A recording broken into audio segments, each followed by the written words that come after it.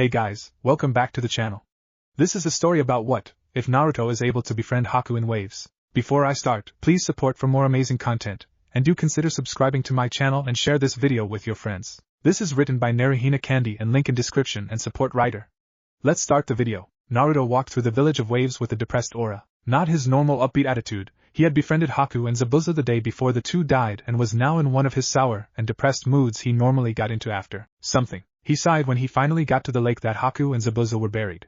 He got there and let a few tears slide down his face. Haku, I don't know when I'll find my precious person, but I'm glad you get to be with yours in the afterlife, he said with a soft smile. Something touched his shoulder, and he looked back to see Haku with her hand on his shoulder.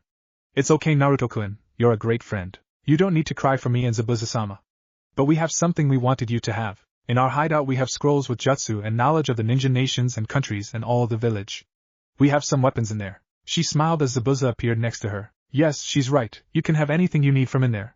But you need to take the katana, we want you to have it. Me and Haku couldn't wield it, let alone carry it without getting burned. But we're certain that you might be able to open it. It had that family symbol of yours on it. It also had a scroll that we couldn't open, but you might be able to do something. I mean, you are very stubborn from what I've witnessed. Zabuza smirked. Naruto smiled. I don't even know where your hideout was, he said with a thoughtful look. We'll take you there. You can take whatever you'll need to become the Hokage and be a hero. Then we want you to destroy it with explosive notes, or set it aflame, whatever works out. Haku said with the softest smile that was almost as nice as Hinata. Naruto followed them through the forest, and over a rope bridge to a tree house hidden under the brush at the base of a tree. Naruto took a deep breath and then went inside. He found the scrolls and then the katana with its scroll, and they indeed had the Uzumaki symbol on it. He picked it up and felt warmth shoot up his arm and smiled when it dissipated. He watched as the normal brown sheath turned black and had a fox near the bottom and 8 white small circles lined around the top, and the 9th one was a blue crystal. Naruto stared at it in shock and saw Haku and Zabuza gaping at him. He swallowed hard and took out the blade, and it, too, shot warmth through his hand, and the plain blade turned black and the handle turned to red wood and then had a black fox carved into it, and then a white cloth was magically around the handle. Again they were all shocked at it. What was that? They asked together. Naruto grabbed the scroll and Haku taught him how to make sealing scrolls and was surprised when Naruto got it right away in one try. Naruto nodded and put the scrolls he'd found along with his new katana and Uzumaki scroll. He went around and found a bit of kunai and shuriken. He sealed them too, and then went around and found a small library with tons of scrolls in it. He blinked and went through them. He found 3 scrolls that told of scrolls, the Book of Seals level 1, 2, and 3. He put them in the sealing scroll and found a kenjutsu scroll that told how to adjust your taijutsu with your blade, also in levels 1, 2, and 3 as well. Again he put them away and thought he'd ask the Hokage for his family taijutsu scrolls. He found some medicinal herbs and a few medical books as well with the medical taijutsu style scroll. He packed those to learn as well, just in case. He took several blank scrolls for practicing his seals and then found Haku's medical books with different remedies and smiled. He glanced at Haku and she smiled softly and nodded at him. He sighed and put those into his sealing scroll and then looked around and nodded. He looked at the weaponry and took out a few explosive tags. Setting them around all over the place, he grabbed his sealing scrolls and then ran into the forest so he wouldn't face impact when it blew up. He turned when he was at the rope bridge and sent his chakra out. After he felt the vibration of it blowing up, he walked back and watched it burn to the ground with Haku and Zabuza right next to him. I hope I didn't take something you didn't want me to, Naruto said to them. I think I took too much of it, he said, and they shook their heads. Naruto-kun, you mostly took scrolls. The ton of scrolls we told you had info on all the nations, the sealing scrolls, the scrolls that teach sealing, the taijutsu scrolls, my med scrolls, my remedy scroll, my herbs, the medical taijutsu scrolls, and then the kenjutsu scrolls, Haku said with a smile as she looked up. You forgot his new katana and Uzumaki scroll. Zabuza smirked, and they stood and walked back to the village. Naruto realized it was already past midnight and sighed as he slowly crept through the door. He was immediately hit atop the head by Sakura. You had everyone worried, Naruto baka, she said, glaring at him as the lights came on and Tsunami stood there. Well, sorry, I didn't think you'd care, Sakura, he snapped, glaring at her.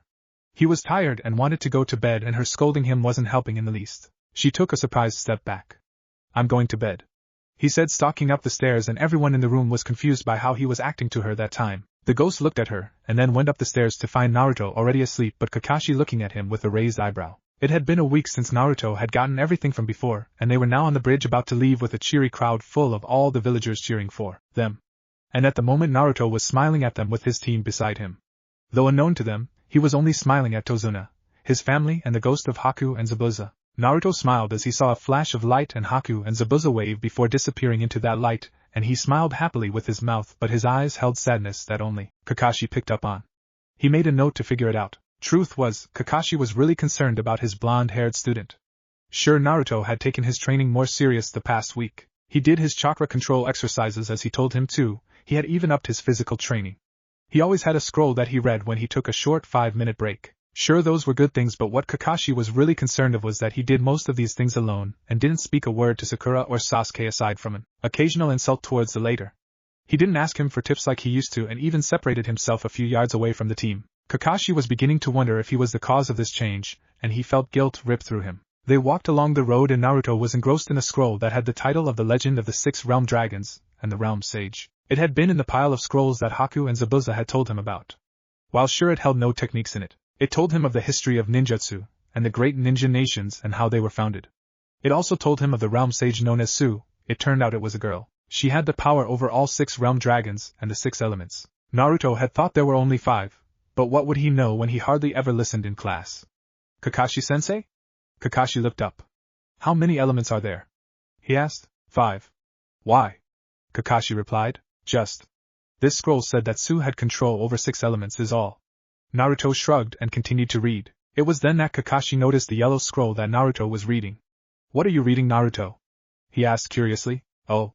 It's about the realm sage and her 6 realm dragons. There's a lot of cool fight scenes and effects, Naruto said with a grin while he silently hoped Kakashi wouldn't take his scroll. Kakashi only smiled. Well, have fun reading it while we walk. Kakashi turned his attention back to his orange porno book. Naruto continued to read his book and gasped at one part, drawing the other's attention. Something wrong, Naruto? Kakashi asked. No, just the realm sage's symbol is a fox like mine, Naruto said sheepishly. Oh, okay then, Kakashi said, going back to his reading. Naruto sighed as he got into his sleeping bag and Kakashi took first watch. Naruto let sleep overtake him. Naruto sat up sleepily and walked up to some metal bars, shaking him awake. He looked up and saw a pair of great big, red eyes glowering down at him and gave an involuntary shudder. Why did you bring me here? He asked carefully and looking around. And where is her? He stumbled for the words. We are in your mindscape, and why in hell's name would I want to see you? A voice roared out. I only wish to devour you, it said in a sorrowful and mocking voice, as if it was joking, as the figure came out of the shadows to reveal a huge fox with 9 tails swishing behind it. Naruto paled slightly and the fox growled at him, causing the young blonde to take an involuntary step back. Why you're Kyuubi? Naruto stuttered out as the fox gave out a roaring laughter that caused Naruto to fall to his butt. Who else would I be? The fox said in a strangely feminine voice filled with sarcasm. So you are the Kyuubi? He asked carefully with narrowed eyes. Yes, the fox sighed out. I am the most powerful of the tailed beasts, the balance between realms, destroyer of all worlds. The great 9-tailed fox, Kyuubi, the fox said in a voice which really surprised Naruto, filled with sorrow, depression, guilt, and all-around pain and misery, as if it was sorry for it all. So what do you want? Naruto asked suspiciously. Why would I want to see you? Ha! I laugh at that inquest. You came here on your own free will, Baka. The fox laughed at him. Well then, what am I doing here? Naruto demanded. Maybe you want answers? But what do I care? The fox suggested, gaining its composure. Naruto thought for a second and then realized he was right. I wanted to know how I defeated Haku. I can't remember it, but I know I did it, Naruto said thoughtfully. The fox scoffed at this. You didn't defeat that Haku girl. I did, Baka. It shook his head in disbelief. I don't know, how do I know I can trust you? Naruto said suspiciously. The fox gave another roaring laugh that made Naruto stumble forward a bit, and he had to grab one of the bars of the cage to keep from falling into the dark depths of it. You're the one who asked me, he chuckled out. If you don't believe me, let me show you. It all hit Naruto like a ton of bricks. He felt dizzy and nauseous. The pain was gone, but it had all still happened that night, and then Naruto fell to the ground in a daze and then shook his head to clear it, and then immediately regretted it and threw up on the ground. You okay, kid? The fox asked with a raised eyebrow. Naruto nodded short and stood up with a pale expression. Okay, I believe you. Naruto threw up once more and then glared at the fox. The fox glared right back and they stayed like that for a while. Finally, what did you do to me? Naruto demanded. I gave you a memory. What's so bad about that? The fox said innocently. No, I mean, what did you do when we were fighting Haku? Naruto glared at it, and it glared back, but the blonde held firm to his side and didn't even look fazed. I gave you what you wanted. You wished to take out Haku. I gave you what you wanted. It's not my fault you can't keep your emotions in check. The fox scoffed. Don't you ever do it again. Naruto demanded. I must say that I am impressed by your bravado, but don't you ever think you can order me around. I am still the most powerful of the tailed beast, and you should learn your place while you're here.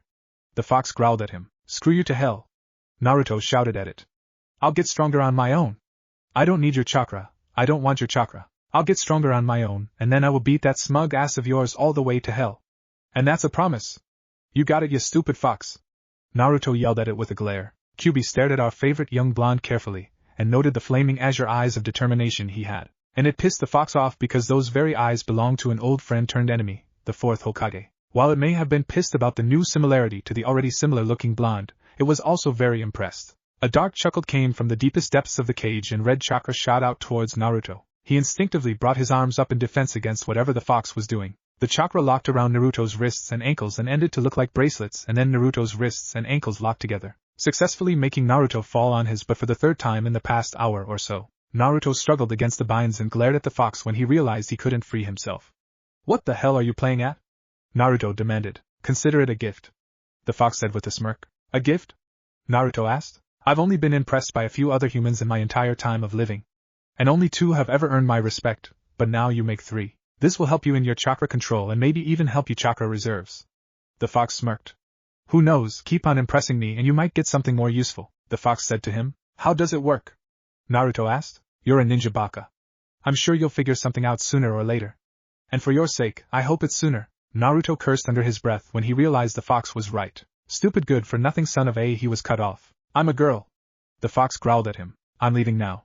Naruto said quickly, and in an instant he was back in the real world and noticed his hands and feet really were locked together, and cursed under his breath as he heard footsteps coming towards him and thought quick and put chakra through his body and his ankles and wrist unlocked, and he shot to his feet as Kakashi stuck his head in, and he walked quickly to his post. He sighed as he walked, and the second he got to the area he collapsed as his ankles and wrists locked in place, again making his curse under his breath. Naruto was pissed off. He was reading a scroll to pass the time, trying to keep his focus on his scroll and his chakra binds, and trying to block out Sakura's stupid cheering for their emo teammate, Sasuke. It was the second day of travel and Kakashi had whisked them into the trees only to train Sasuke. Oh yeah, he was royally pissed. He sighed and put the scroll away and then went on his stomach, and then started doing push-ups. He was really tempted to just leave and go ahead to the village, but he didn't want to get convicted for subordination. So here he was, doing push-ups and counting off out loud, only loud enough for Kyuubi and Sakura to hear, not really paying attention to how many he was doing but trying to keep his binds from snapping in on him. He was also thinking of how much he'd finally realized that his teammates hated him, and how much he realized he hated them, and also he realized why he felt funny around Hinata and never felt that way around anyone else and blah blah blah. You get the idea? He kept going and didn't even notice Kakashi and Sasuke show up and watch him with a raised eyebrows at how many he'd done. He slowly went into focus on his push-ups and realized how many he'd done. 2,999 3,000. He quickly jumped to his feet and felt a bit dizzy but shrugged it off and chuckled sheepishly while scratching his neck in embarrassment at the looks his team was giving him. Naruto sighed as he and his team stood in front of the Hokage. Kakashi was giving the report and Sasuke and Sakura would occasionally add something, but Naruto wasn't even paying attention. He was mostly in thought about the last day and a half of hell the fox had put him through. He figured out the gift in a few minutes. The chakra had to be continuous or the binds would retract and make it to where he was bound. But it took him the whole night to get it right. And surprisingly enough, it had helped his chakra control greatly. It even made his already huge chakra reserves bigger. Naruto decided to try and get into his mindscape and demand the fox to take the stupid binds off of him. So he tried to enter it, and surprisingly it only took him 5 minutes of meditation. The fox was mildly impressed that he figured out as quickly as he did, but only called it dumb luck. But luck is Naruto's best friend. Be it good or bad. He continued to argue with the fox when she shut him up by telling him to keep focus and keep his mind on the matter at hand. This confused Naruto greatly, so he let the fox speak, no matter how much he didn't like it. Right off the bat she yelled at him about that if he died, she died too, and that was not an option in her cold red eyes, for she needed to keep balance. Whatever that meant. The still confused Naruto and fox made a deal. The fox would continue to heal him whether he liked it or not, and created a mental link between the two of them. The thought of how the fox tricked him made him flush with rage as he glared at the floor in front of him. He continued to think of his and Kyuubi's latest discussion. But why do you need to be in the back of my mind? He had shouted at her, and she had replied with a growl, I'm not going to die because of your mortal stupidity, and you'll just have to find out on your own in due time. Now stop asking me all these damned questions. They're pissing me off. And that's how it was. Naruto now had, not only demonic chakra binds on his wrists and ankles, but also his normal healing rate up 10 times more, a photographic memory, and a faster learning rate. Oh wait. I almost forgot.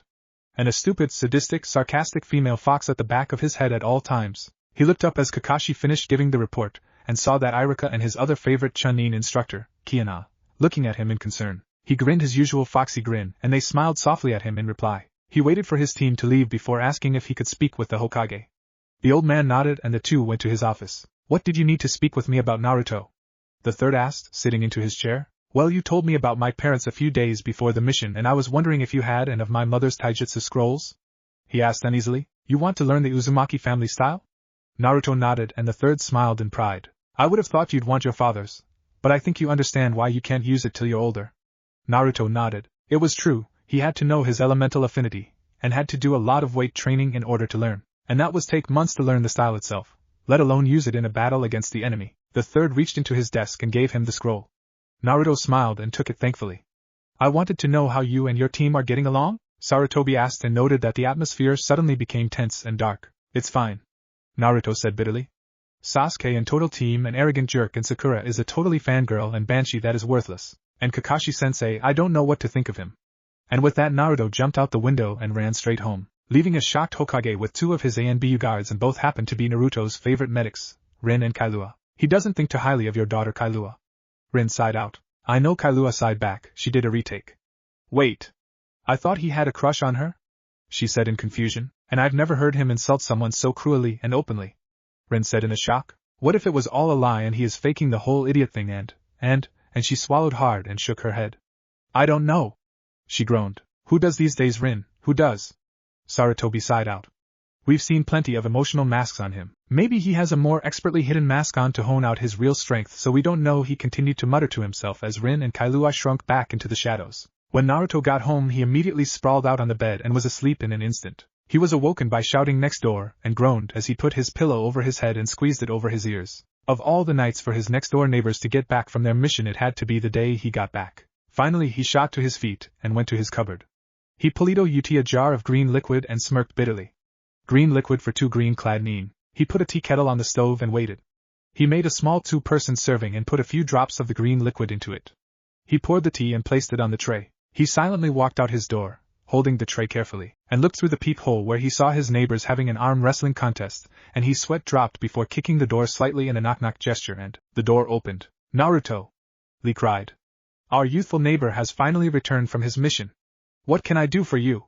He said, giving a salute that made Naruto's sweat drop once more. I just thought the two of you would want some tea before bed. I made some but I can't drink it all myself so I decided to bring you guys some. Naruto raised an eyebrow and held out the tray. Yes.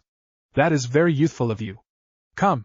Come inside, Lee said, pulling him inside. Naruto set the tray on their coffee table and sighed. Hey Guy, he said in greeting. Naruto. My youthful neighbor. Guy said, giving him a youthful hug. Man, and people wondered why Naruto didn't like living next door to these two. I just brought tea, Naruto said when Guy set him down. Yash. We shall drink this drink of youthfulness for the pride of youth. The words were obviously capitalized as Guy shouted the words. Guy and Lee both gave a toast to Naruto before drinking the tea down in 3 huge gulps. They set the cups down and about 30 seconds later felt rather dizzy. You two don't look so good. Are you feeling okay? Naruto asked, putting his hand on their foreheads. He pulled away as if he was burned. You two are both burning up. And the two collapsed and he smirked before hoisting the two spandex-wearing nin into their beds and creeping out with his teacups. He sighed as he got in bed to sleep, if only for a little while. Naruto was awoken from his alarm clock going beep. Beep. Beep. Beep. And then a crash. As his fist slammed down on it, and he sat up and cursed under his breath. He stood up disoriented and stumbled to the bathroom where he took a shower and washed his face. He went into his bedroom and grabbed his jumpsuit from his closet. I really hope you change your wardrobe soon. Kyubi scoffed at him. Why?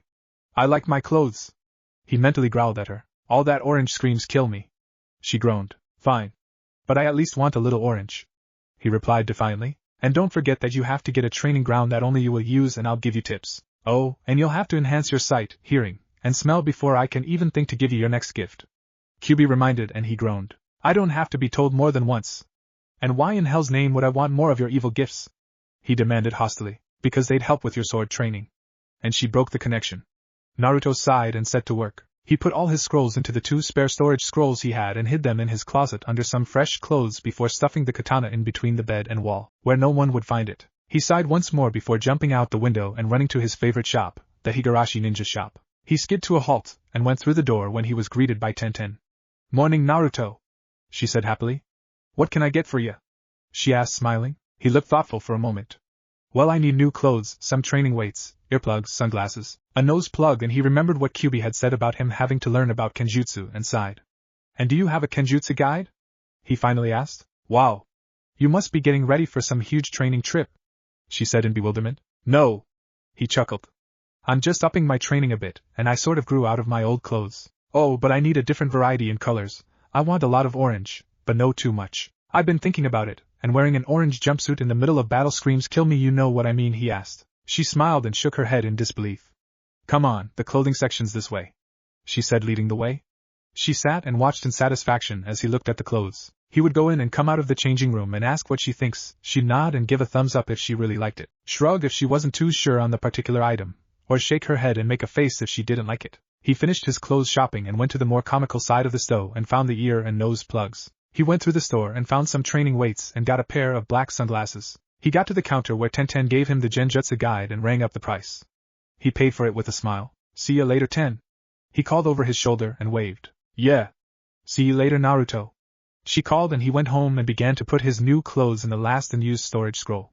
He sighed and took out one of his outfits. He wore a pair of black ninja pants with an orange shirt and vest with an orange trim and strapped on a pair of black ninja sandals with a pair of black fingerless gloves with plates on the back for extra protection. H took his weapon scroll and put the rest of his ninja tools in it, and glanced at his bed where his sword was hidden. With a heavy sigh he pulled out the sword and gave it an experimental slice. It made him feel free to do it the way he wanted, but he resisted. He sealed it into his weapon scroll as well before going to get his green jar of sedatives and a few saban he had found at Zabuza and Haku's hideout. Naruto sighed and put them in his scrolls as well before he ran all the way to the Hokage tower, and up the wall to the Hokage's office window where he saw the old man sitting at his desk, hunched over a familiar orange book while giggling pervasively. Naruto blushed, remembering the one time he was mad at Kakashi. He took the book, and just a few lines, and couldn't look Kakashi in the eyes ahem for a week's time. He sighed once more and tapped on the window.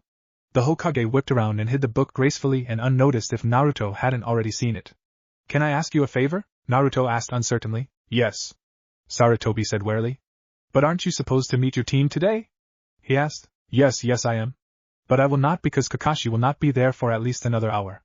More or less. Naruto shrugged with a grin, and Sarutobi finally noticed Naruto's new attire. You changed your look? Naruto nodded. Why? Wearing an orange jumpsuit in the middle of battle screams kill me. Naruto shrugged and Kyuubi scowled at him. Okay, what was this favor you wanted?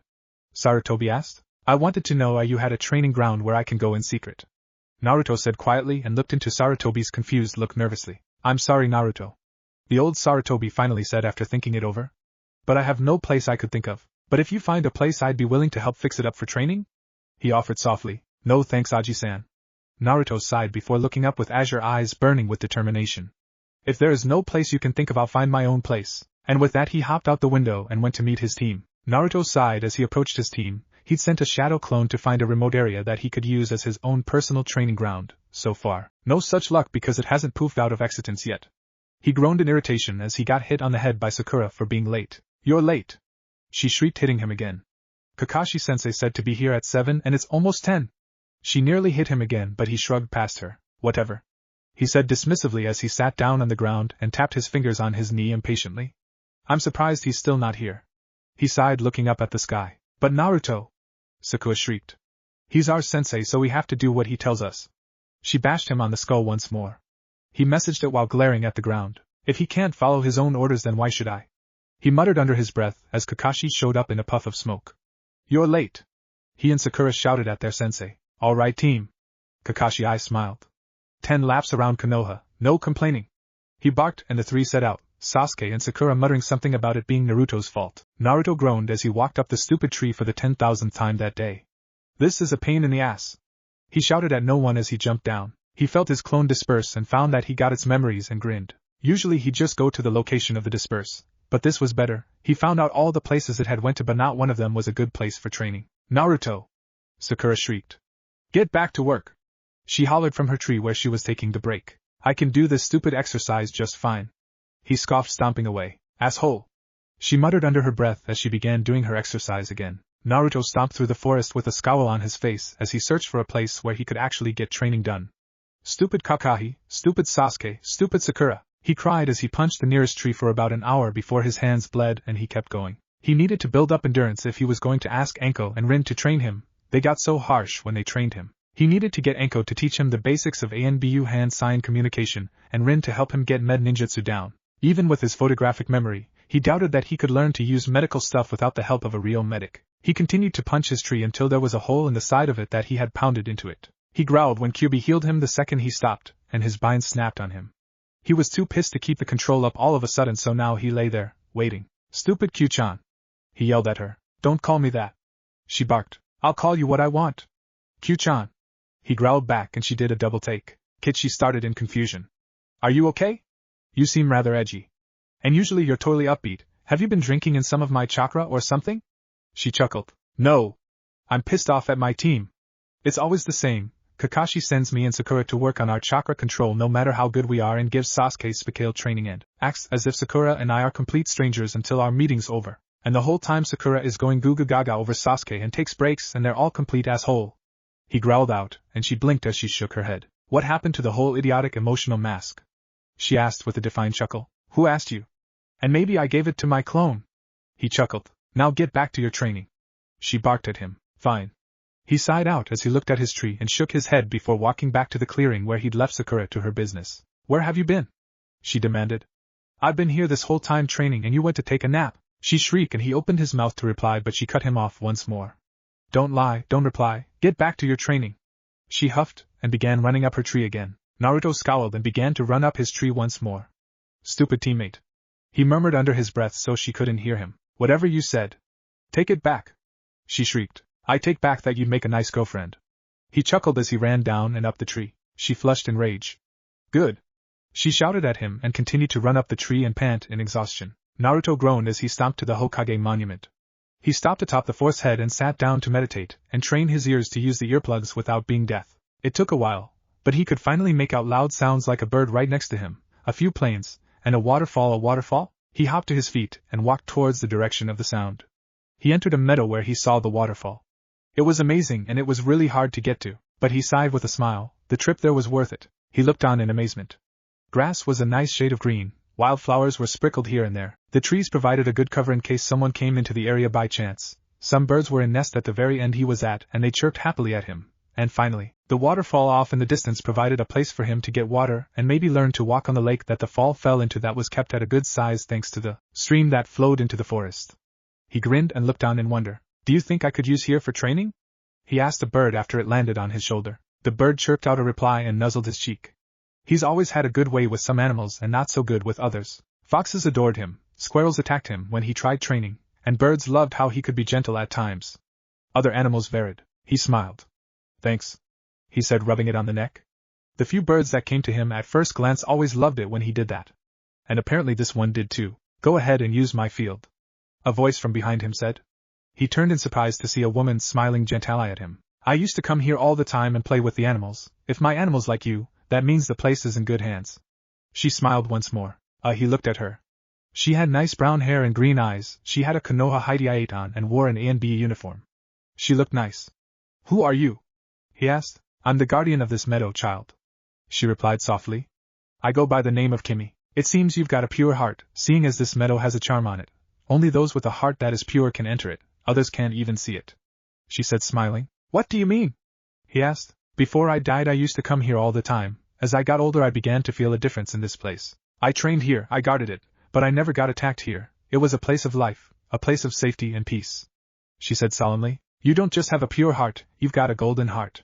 Even after the way those villagers treated you, the influence of the Kyuubi should have turned you against everyone. But it didn't, that is why I want to trust you to not destroy this place I call home," she said, walking closer to him. "Why, you mean you're a ghost too?"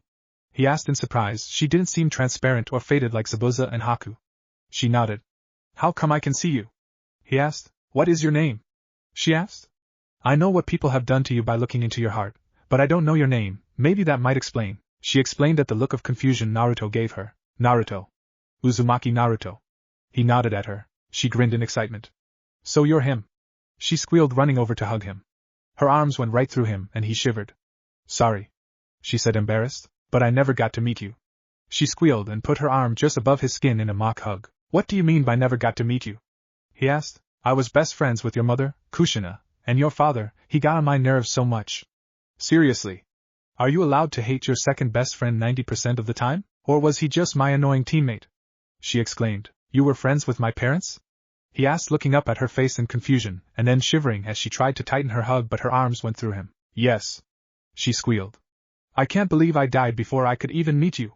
She groaned before holding out her hand in a mock greeting with a smile. Hi, I'm Kimmy Midarashi. Nice to meet ya, she said with a giggle. Naruto Uzumaki. He chuckled before doing a retake. Midarashi? He said in disbelief, and she raised an eyebrow in confusion. You're related to Anko-nichan? He asked with wide eyes and mouth ageki. Anko, she said in shock. Anko's alive? She said with tears streaming her face. I had no idea. She was taken and she sobbed into her hands. I'm the worst mother imaginable, she cried. You're Anko's mom, Naruto said in disbelief. What happened? You said she was taken? He asked. Kimmy nodded stiffly. I was holding her in my arms. She was only a year old when it happened. She was crying, so I decided we needed some fresh air, she wailed. I was walking through the park when I was ambushed by an unknown source. I put Anko in a safe place and fought the best I could. I got knocked out, and when I awoke she was gone. I had no idea she was alive and in Konoha right this moment. I had sent out a search, but I no one could find her. She sobbed into her hands, and Naruto felt suddenly dizzy as he walked up to Kimmy and, surprisingly, placed a hand on her shoulder. She looked up at him in shock. You can touch me, she said with a sad smile. You did activate it, didn't you? She asked. Activated what? He asked in confusion. The Oni Azure. It's a very powerful Keki Genkia that only shows up every other generation. It's the combination of a kind of spirit energy and demonic energy. It's been in the Uzumaki family for more than 1,000 years, but it hasn't been activated in 300 or so years. It started out a spurt falling for a human, their child falling for another, and finally one of the children fell for a wolf spirit, and then the child of the wolf spurt, and the child of that falling for a fox demon. In the end it resulted in the first generation of Oni Azure. This Keki Genkia in particular allows the user to see spirits and gods that are roaming the earth presently, give the user control over some minor demons, and many more things that have been forgotten in the past 300 years or so. Meaning you are the first in the last 300 or so. Use this gift wisely, the gods don't give it to just any Uzumaki heir. She smiled. What? He demanded. So I am part demon and wolf spirit, and he sighed. Okay, I'm done, I accept my heritage. He raised his hand in bow. Good. Now, if you chose to stay here more than anywhere else, there's a cabin hidden about 20 feet past the stream hidden under the charm. She smiled. Why is it that you're not transparent or fading away? He asked in confusion. Because I vowed to guard this meadow forever, and that's what I'm going to do. I can't cross over when I've got a job to do. With one last giggle she danced back into the trees. Naruto walked through the village with a scowl on his face as Kimmy followed him in concern. He went to the meadow to drop off some scrolls and was in the mood the whole time. She was going to find out what's wrong with him if she had to haunt him for his whole life. When he got to his apartment he slammed the door shut behind her, and went to his bedroom as she followed him with a sigh. What's wrong, Naruto-kun? She asked in a soft voice. I hate my team. Especially Kakashi-sensei. He cried, slamming his head onto his pillow. Surely your team's not that bad, she said, trying to soothe his temper. Not that bad, he all but shouted. If anything, they're worse, he growled, glaring at the floor. Why don't you tell me about it, Naruto-kun? Kimmy suggested, and he sighed. Sasuke's an arrogant asshole. He acts as if he should get specale treatment all because he's the last Uchiha, he sneered. And Sakura and Kakashi act that way, too, he growled, punching his wall above his head with such force the wall cracked. What about Sakura? And Kakashi? What else is it that they've done to make you hate them? Kimmy asked. Surely that's not the only reason you hate them. Naruto scowled at the crack in his wall. Sakura's an annoyingly useless banshee, and in training, she thinks I'm the biggest idiot she'll ever meet in her whole life and is probably never going to amount to nothing if she keeps up the way she's going. He growled. She. He punched his wall even harder, and Kimmy winced in sympathy at the sheer intensity. The crack in the wall was 3 times its size now. She's that bad, he nodded and messaged his hand. Kakashi? She asked, and he groaned. Don't even get me started on him, he moaned, putting his arm over his face. If you get it off your chest you might feel better later. He looked uncertain. I promise not to tell anyone, she said, raising her hand in vow. He's the worst sensei alive, he exploded. It's the same every day. He tells me and Sakura to work on our chakra control, no matter how good we are, and then whisks Sasuke away for specale training. He growled. He acts as if Sakura and I don't exist while he trains the good-for-nothing team. Naruto nearly shouted. Kimmy opened her mouth to say something, but Naruto kept talking, or rather yelling. I bet he's afraid to train me because of Q-chan, he growled. I know he doesn't hate me because of her, but I think that's why he doesn't train me and hasn't realized that I haven't complained like Sakura and I just do what he tells me to. He punched the wall again and sighed as she winced. That's not it either, he growled. He just favors team over anything. That would explain why he doesn't train Sakura either. His eyes flashed dangerously as he glared at the growing crack in his wall. Fine. If he won't treat me like his student, I won't treat him like my sensei, he growled. Are you done? She asked. Not even close, he exclaimed. And yesterday I decided screw it. I just want go to meet the team and he sent Sakura to come and get me. He growled. I should just move to the cabin to piss them off when they can't find me. He growled through his teeth. She grinned at this. You could always do that. He grinned in spite of himself, and with the charms they'd be turned around and walk back to the village without even realizing it. They both burst out laughing. Kit! She groaned. Yes, Q-chan, he asked. Your flying emotions are really giving me a headache. And I told you not to call me that. She growled. And I remember I told you I'd call you whatever I wanted to, he retaliated. Are you going to move to the cabin? Kimmy asked, pulling him out of his conversation with the most powerful tailed beast. Yes, I am. He smirked, and she giggled. I'll start packing now and leave by nightfall. He nodded. Okay, I'll see you later, Naruto-kun. And she walked through the wall, and he shuddered. I almost forgot that she was a ghost. He began to pack his most important equipment into his last storage scroll before putting his clothes and bathroom supplies and food supplies into boxes. All in all, when he was done he had 3 boxes full of everything he owned. He made 2 clones and they set off towards the meadow. A week later, Naruto was walking through the village in a henge and was getting groceries for his cabin. He sighed as he paid for the last bit, and walked to his favorite ramen stand at Ichiraku. Ramen. He let his henge fall as he entered and ordered his favorite kind of ramen. 2 miso, he said cheerfully. Naruto. I am cheered. We haven't seen you in nearly 4 days. She chuckled.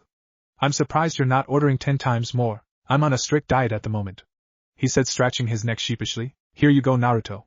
Old man Twetchy chuckled, placing the order in front of him. Thanks, Gramps, he said, eating the bowl happily. I've missed your ramen. He sighed as he finished. Yo! Naruto! A voice said from behind him cheerfully. Iruka-sensei. Naruto said brightly. I'll take the usual. Iruka told the vendor as he sat down. So how've you been, Naruto? He asked curiously. Great. I'm upping my training and I'm going to be the greatest Hokage in no time, Naruto said as he finished his 5th bowl of ramen. Iruka chuckled. Get your other skills as high as your stealth and you will, Naruto sighed. I hate this. He groaned. Now I really have to improve everything. I've already upped that to its limits. He let his head fall to the counter before looking up with a grin. All well, I'll get it in no time. He punched the air and Iruka chuckled once more. They continued to talk happily for a while.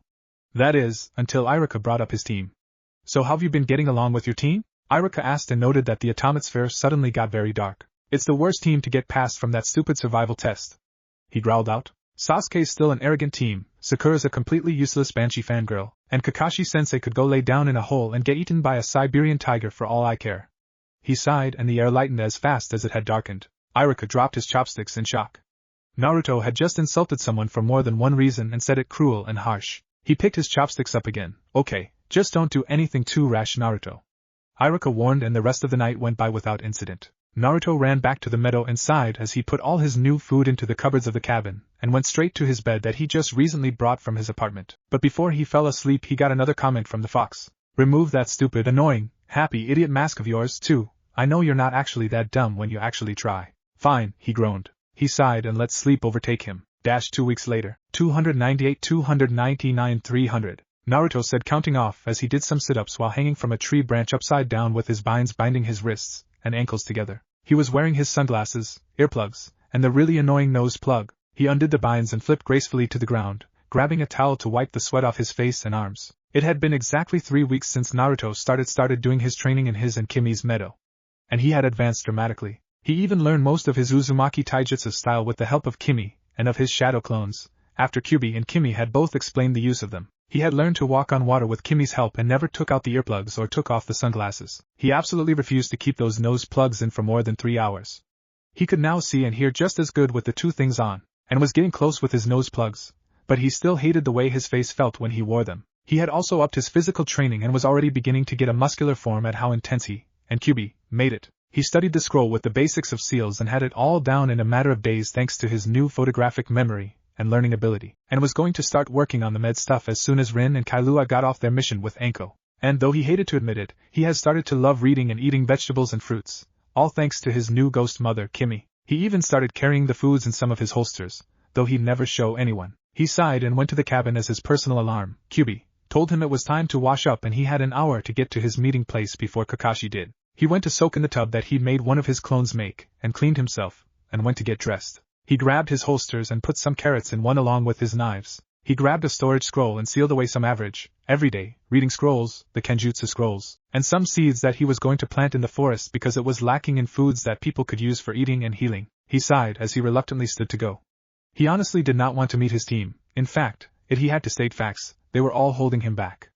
Especially Kakashi. It was the same every day. Kakashi would give him and Sakura an assignment, whether it be chakra control to physical exercise, and then he'd whisk Sasuke away to give his special training.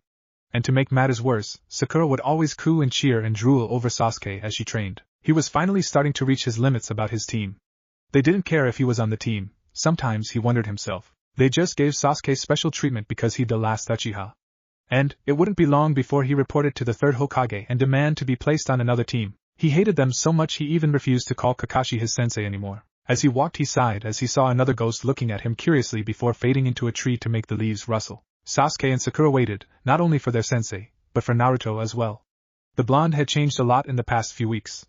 Most noticeable was his attitude. He practically acted like Sasuke was unimportant and Sakura was an annoyance. He refused to answer either of him if they called him by anything other than his name. He hardly spoke to them in his old, upbeat tone and absolutely refused to call Kakashi sensei anymore. And to make matters even worse, he gave Kakashi a reason for not calling him sensei. They sighed in unison. They had to admit, they liked him better when he was useless.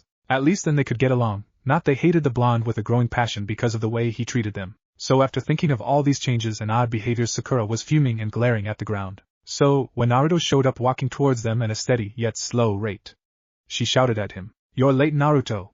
Naruto sighed and shrugged as he sat down and took out a scroll from Kami knows where and began to read. You'd think that after a while you'd both get the idea that he's not coming when he says he is.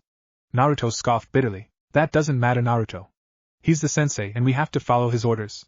Sakura retaliated, shaking her head in disbelief. Kakashi's not my sensei, therefore, I don't have to obey such orders, so I'll just sit here and read my book and wait for Kakashi to come whenever he does, Naruto said with a smile towards her. I could get you convicted for subordination for that, Kakashi said from in front of them. When you earn the right to be called my sensei, then, and only then, will I call you my sensei. Until then you can forget it. Naruto growled at him fiercely. They all took a step back in surprise from his outburst. Yep, I reported you for subordination, then you'd be in jail for quite a while, Kakashi said, still in shock. He was actually going to train them all and Naruto was getting mad at him for everything else. Yeah. Well, maybe I should report you for your blatant favoritism, Naruto said darkly in reply, and Kakashi felt a tinge of guilt rip through him. So that was what this was about. Kakashi sighed. Jealous dope? Sasuke smirked. You know, Naruto said, looking thoughtful. I really wanted to be the first to put you in your place, he smirked. But I guess Haku beat me on that one. What did you say? Sasuke growled. Haku was the first to put you in your place, even with the Sharingan activated, so I just guess I'll have to be the second, Naruto said mockingly. Kakashi and Sakura smiled slightly. He was starting to act more like normal, while Sasuke scowled and made to punch the blonde. Alright team. 10 laps around Konoha, Kakashi said commandingly. Naruto complied. Sasuke glared at his sensei, and Sakura complained. The two sucked it up when Kakashi glared at them sternly and ran. Kakashi smiled and shook his head in amusement as he took out his little orange book. Naruto groaned as he sat on the floor and studied his Uzumaki taijutsu scroll. He knew it to the whole, but he needed to know all the possible combinations and defensive techniques he could make using the different stances. He also had to start studying his Kenjutsu scroll and add Kenjutsu to his new taijutsu style. He groaned once more and put the scroll down to get something to drink. You seem rather irritated, Naruto-kun, Kimmy commented as he drank from the carton of orange juice he'd bought the day before. Yeah, he sighed. It just seems that the more I get along with my training, the more Q-chan throws in a snaking comment about how I should just leave my team and become a better ninja on my own. He leaned against the wall with a heavy sigh. I've got to fix this whole mix-up with my team before Q-chan drives me insane. I mean, Kakashi seems to realize what he's doing and is slowly working his way up my respect list. But Sasuke and Sakura seem to get more arrogant and annoying every second of every day of every week. He groaned as he placed the orange juice in the mini fridge of his new mini cabin home. I can't just bail out on my team without warning, and I don't want to get in trouble for subordination. He suddenly looked up with flaming azure eyes. I have to fix this, and that's what I've been doing. But maybe I've also been breaking it. Maybe I should at least be nicer to Sakura and maybe Sasuke. He sighed and Kimmy blinked in surprise. What? He asked in confusion. You just said you problem and then fixed it in less than 5 minutes. I didn't even need to add anything to help you come to a conclusion. She smirked. It seems you're already starting to gather up some common sense.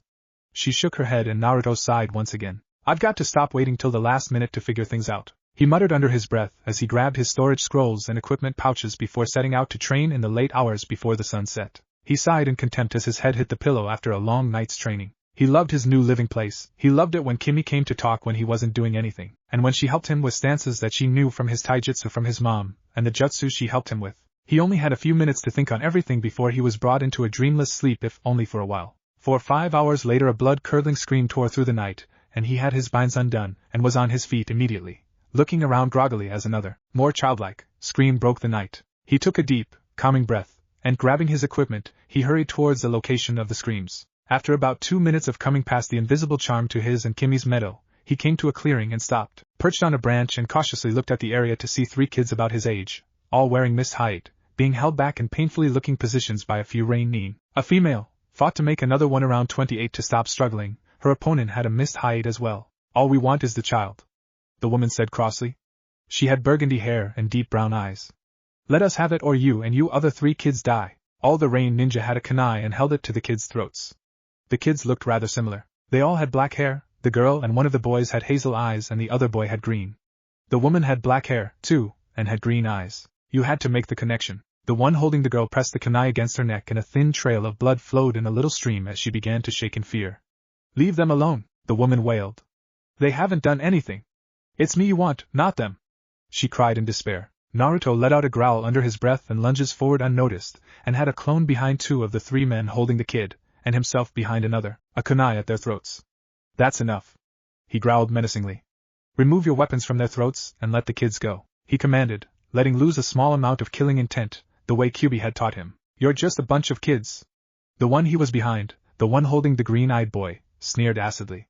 You can't do nothing but get yourselves killed. He chuckled but was silenced when he felt pain as Naruto added pressure to the kunai. So that's how it is then.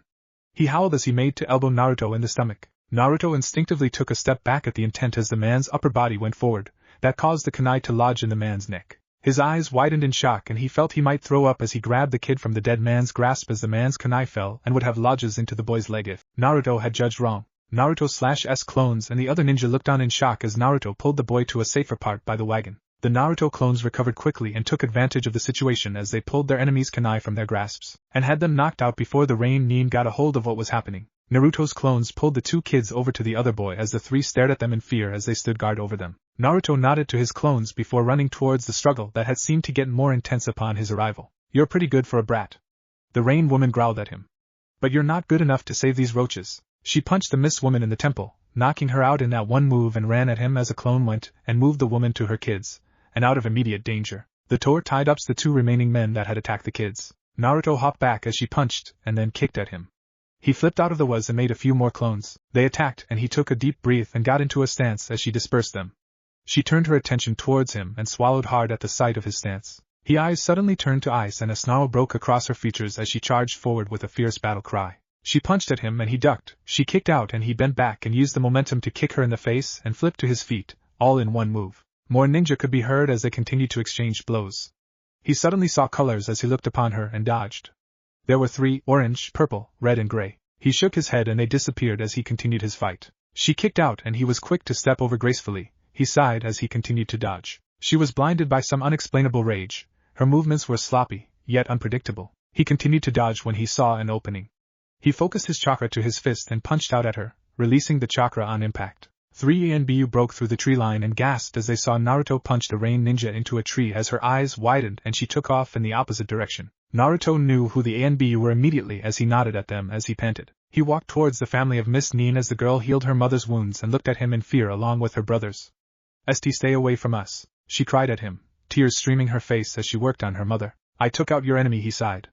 I don't know what you're doing here, but I know that they attacked you for something. He trailed off thoughtfully before smiling sadly. He took another step forward and the hazel-eyed boy was in between him and his siblings, already in a defensive stance. Naruto? What are you doing here? Rin demanded. The 3 kids relaxed slightly. So the blonde was with Konoha. And so late? Rin growled in disbelief. You should still be in bed, let alone the village. She scolded. I live nearby in a cabin now.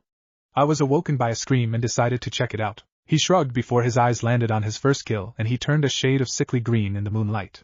I think I'm gonna be sick. He ran to the bushes and pukes as the 3 ANBU looked at the body and groaned in despair. You can't stay out of trouble while we're away? Can you, Naruto? Enko growled playfully and Naruto glared at her as he wiped his mouth with his sleeve. Guys. Cut it out. We've got to keep focus on the matter at hand, Kailua growled, gesturing to the fore as the woman gained consciousness, and was trying to calm the genin that seemed suspicious of everyone. Sorry was lost you guys, Suki-san. Kailua said, bowing to the woman. It's okay, Kailua. She bowed back. We still have to thank Konoha for keeping us safe, and crying from inside the wagon, and she was on her feet in an instant. Oh my god! Toyohashi! She ran to the opening in the wagon, opened the box, and pulled out a bundle of blankets. She cradled it to her chest, and Naruto saw a little tan hand grab onto the blanket. You hid the baby in that box at the last minute? Enko said with a confused smirk. It was my only thought. She replied, hugging the bundle closer and turning to Naruto. I can't thank you enough for saving them. I will forever be in your debt. She suddenly got a confused expression. Are you in pajamas? Where's your height? She asked, and he groaned. I was asleep when I heard screaming. He replied, and she grimaced. Again, my apologies. She bit her lip as the girl went over and smiled at the baby in her mother's arms. No problem. He grinned, and all three NBU sighed. Rin! Get the body to autopsy and take the two others to interrogation. Kailua commanded. Hi! Rin nodded and took off towards Konoha, but 3 minutes later she broke through the clearing once more and tilted her head to the side. What just happened? I was going that way and then, next thing I know, I'm here again. She was confused, and Naruto was so dumbfounded his bind snapped, and he fell to the ground with a yelp and a curse as he hopped back up. Are you okay, Naruto? She asked. Yes. Naruto said sheepishly as the fox laughed at him. Just light on my feet. He chuckled. Well, I'll be going. She said, and left with the 3 nins on her back. Naruto? Enko asked suddenly, and he looked up at her. What have you been up to while we were away? She demanded. Wouldn't you like to know? He taunted. He turned to walk away when Kailua was in front of him. What? He asked, confused. Where are you going? She growled at him. Home? He didn't mean for it to come out a question, but it did. No. You've got to come with us to see the Hokage. She commanded, and Enko nodded. Why? He sighed. Because. This was a mission, and since you helped protect them, you have to come and see if you receive credit for the mission, too. Enko replied, and Naruto nearly did a nosedive. I just helped you do a mission? He asked, and they nodded. An ANBU mission? He said incredulously, and they nodded. He sighed and looked at the family by the wagon as they looked back at him in interest. Cut it out and let's get back to the village, Naruto. Enko groaned, and Naruto smiled sadly as Kimmy broke through and looked around them in confusion. Okay. He sighed, and Kimmy looked at him. I'll meet you there, Enko-ne-chan. He said happily and jumped through the trees as Kimmy followed him, near tears. That was she swallowed, and he nodded. I wish I could talk to her. She cried in despair, and he nodded to her. I need you to talk to her for me, she begged, and he nodded, willing her to continue. When I'm ready? She bit her spirit lip as they entered the village. Okay, he sighed, and she really wished she could hug him. Naruto stood in front of the Hokage, still in his pajamas, not really paying attention. I don't know what to think, Suki? Sarutobi finally asked. I think he deserves to get credit for the mission, she said softly. Her kids sat on the floor, tired and just getting done relaying the night's events. Naruto? Naruto looked up at the Hokage. You shall receive credit and pay for completing an S-ranked mission, he said, and Naruto was so shocked his bind snapped, and he cursed as he fell to the ground in an awkward position, and they looked at him in concern as he sent chakra through his system and shot up. Sorry, I don't know what happened, he lied, scratching the back of his head sheepishly. Anyway, S-ranked, he said in shock, and they all sweat dropped. Yes, Sarutobi sighed. You will receive pay tomorrow after you complete your D-ranked missions. The third sighed heavily. Thanks, he trailed off thoughtfully. Why is it an S-ranked mission anyway? He asked suddenly. The room was silent in a few moments of tense silence. He deserves to know, Rin finally said softly, and Suki nodded in agreement. I'll tell him, she said. She took a deep breath to calm herself on the upcoming dread. Shortly after I became a ninja, I was sent on a mission. The mission was to, she swallowed hard. The mission was to find and destroy a spirit. That spirit was known as Kyosai. I don't know what his name means, but I was supposed to date to him. I had many other nin with me, and I kept being told that, even though I was a genin, only I could destroy him. She shook her head as a single tear fell from her eye. I did it. With the help of my father and brother, I destroyed him. But I didn't just destroy him, I absorbed him. I don't know how, but when I woke up in the hospital I had a weird seal on my arm. I was told that my father had sealed away some sort of power that was emitting from my arm. He died doing it. My brother and I were the only ones left from our clan.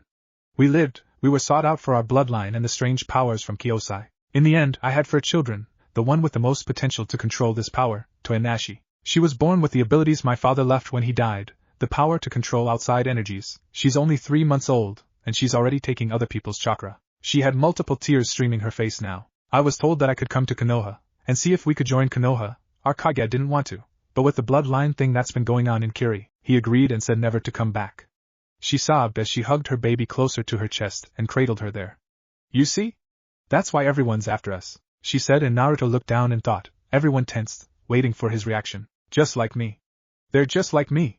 He bit his lip and they all swallowed hard. They're not just like you. The fox roared at him in a rage. She's got a wolf spirit in her, and I'm a freaking fox demon. She yelled and began to ram against the bars. Don't you dare compare me to that stupid fool Kyosai. She was so mad. Naruto began to convulse as he gasped in pain, and clutched his stomach as he fell to his knees. I meant by having something sealed within them, he growled, and she just roared at him some more as she started to calm. You've got to get better control of your emotions. He groaned and Rin was at his side. Naruto. Are you alright? She said, shaking his shoulders as Anko and Kailua came to his side and the others watched in confusion. Maybe. He said as the shaking stopped, and he sat there panting from the little jolt. Just something in my stomach acting up. The Konoha Nin all bit their lips to keep from gasping.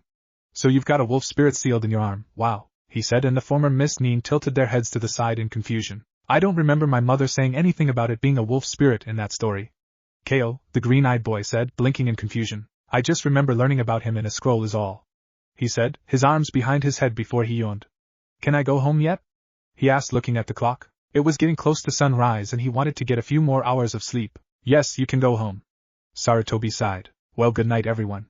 With that, Naruto jumped out the window and got to the cabin, Kimmy at his side, and collapsed on the bed and shuddered at the heat in his stomach. What happened, Naruto-kun? Kimmy asked. Q-chan got a bit worked up. He shrugged as sleep began to take over. Naruto sighed as he waited for his team to leave the tower. They seemed to be getting more annoying now that he was being less stoic towards them. Suddenly, he went into the missions room and got the check from a smiling Kiana. Hey sensei. He grinned his signature foxy grin as the door opened, and in walked Team 8. I heard what happened yesterday, no wonder you're getting this. Kiana smiled softly at him. What are you doing here, Naruto? Kurenai asked him as he turned. Getting my paycheck? He said with a raised eyebrow. I thought Team 7 got paid every 3 days? Kurenai replied. Yeah, well, I did a solo mission yesterday. He shrugged. You're already doing solo missions? Kiba demanded and raged. No. Naruto replied. Then why did you do a solo mission yesterday? Shino asked, shocking everyone. It wasn't on purpose.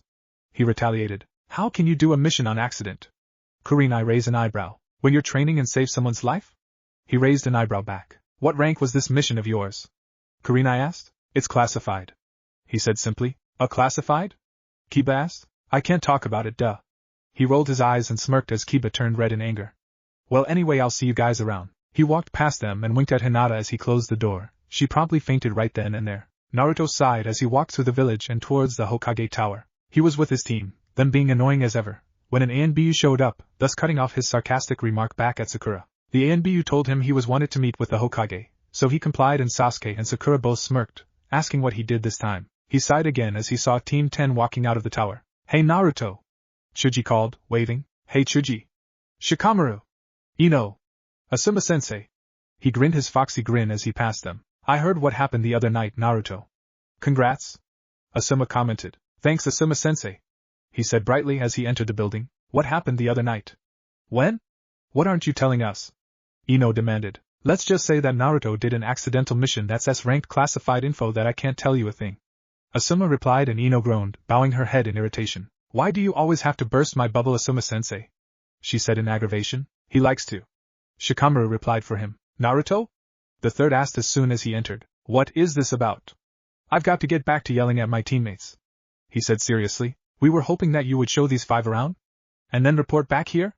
Sarutobi to the family from 2 nights before. Aji-san. Naruto groaned. What type of Kage sends an ANBU to get a genin, and only wants the genin to escort new citizens around the village? He muttered sarcastically. It's a Siang village within your own village, and I've got more reasons. Old man Sarutobi snapped at him. Now, when you finish, bring them back to their home and report back to your team. Then, when you're done training with your team, report back here.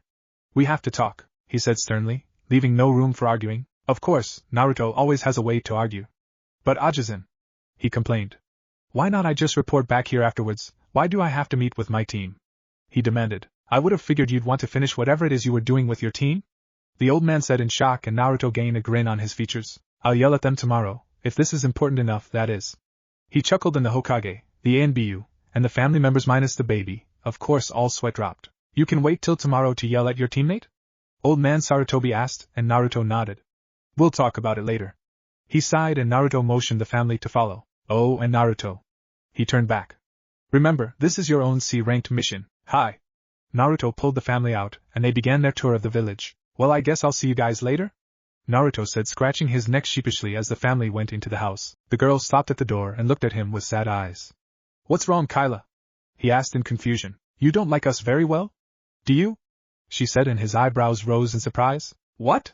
He said. I do like you guys. What gave you the impression that I didn't? He demanded seriously. Well, she swallowed hard. The way you reacted the other night, you seemed to be having to think things over before you fell over in pain. Then, today, you got rather upset about having to show us around. She bit her lip. Is it because of what you learned? Are you scared of us because of our abilities and the spirit inside my mother? She demanded suddenly, looking furious. Her look of fury was replaced when, suddenly, Naruto had taken a look of rage. How dare you even ask something like that? He growled, completely conscious of Kyla's family watching their interaction. I'm a true Konoha shinobi. I don't act upon what happened in the past. Only idiots get scared or blame people for what happened without their control over the matter. So don't talk to me about any of this. He glared at the ground. If you want to talk to someone who'd blame you for the spirit, then why don't you talk to every other villager and see what happens? He barked and turned to leave when she grabbed his hand. Wait. Naruto-kun, I didn't mean to upset you. I just got so mad as I thought about it, and I'm sorry if you think I'm a total ass. I deserve it. Just please don't feel bad about it.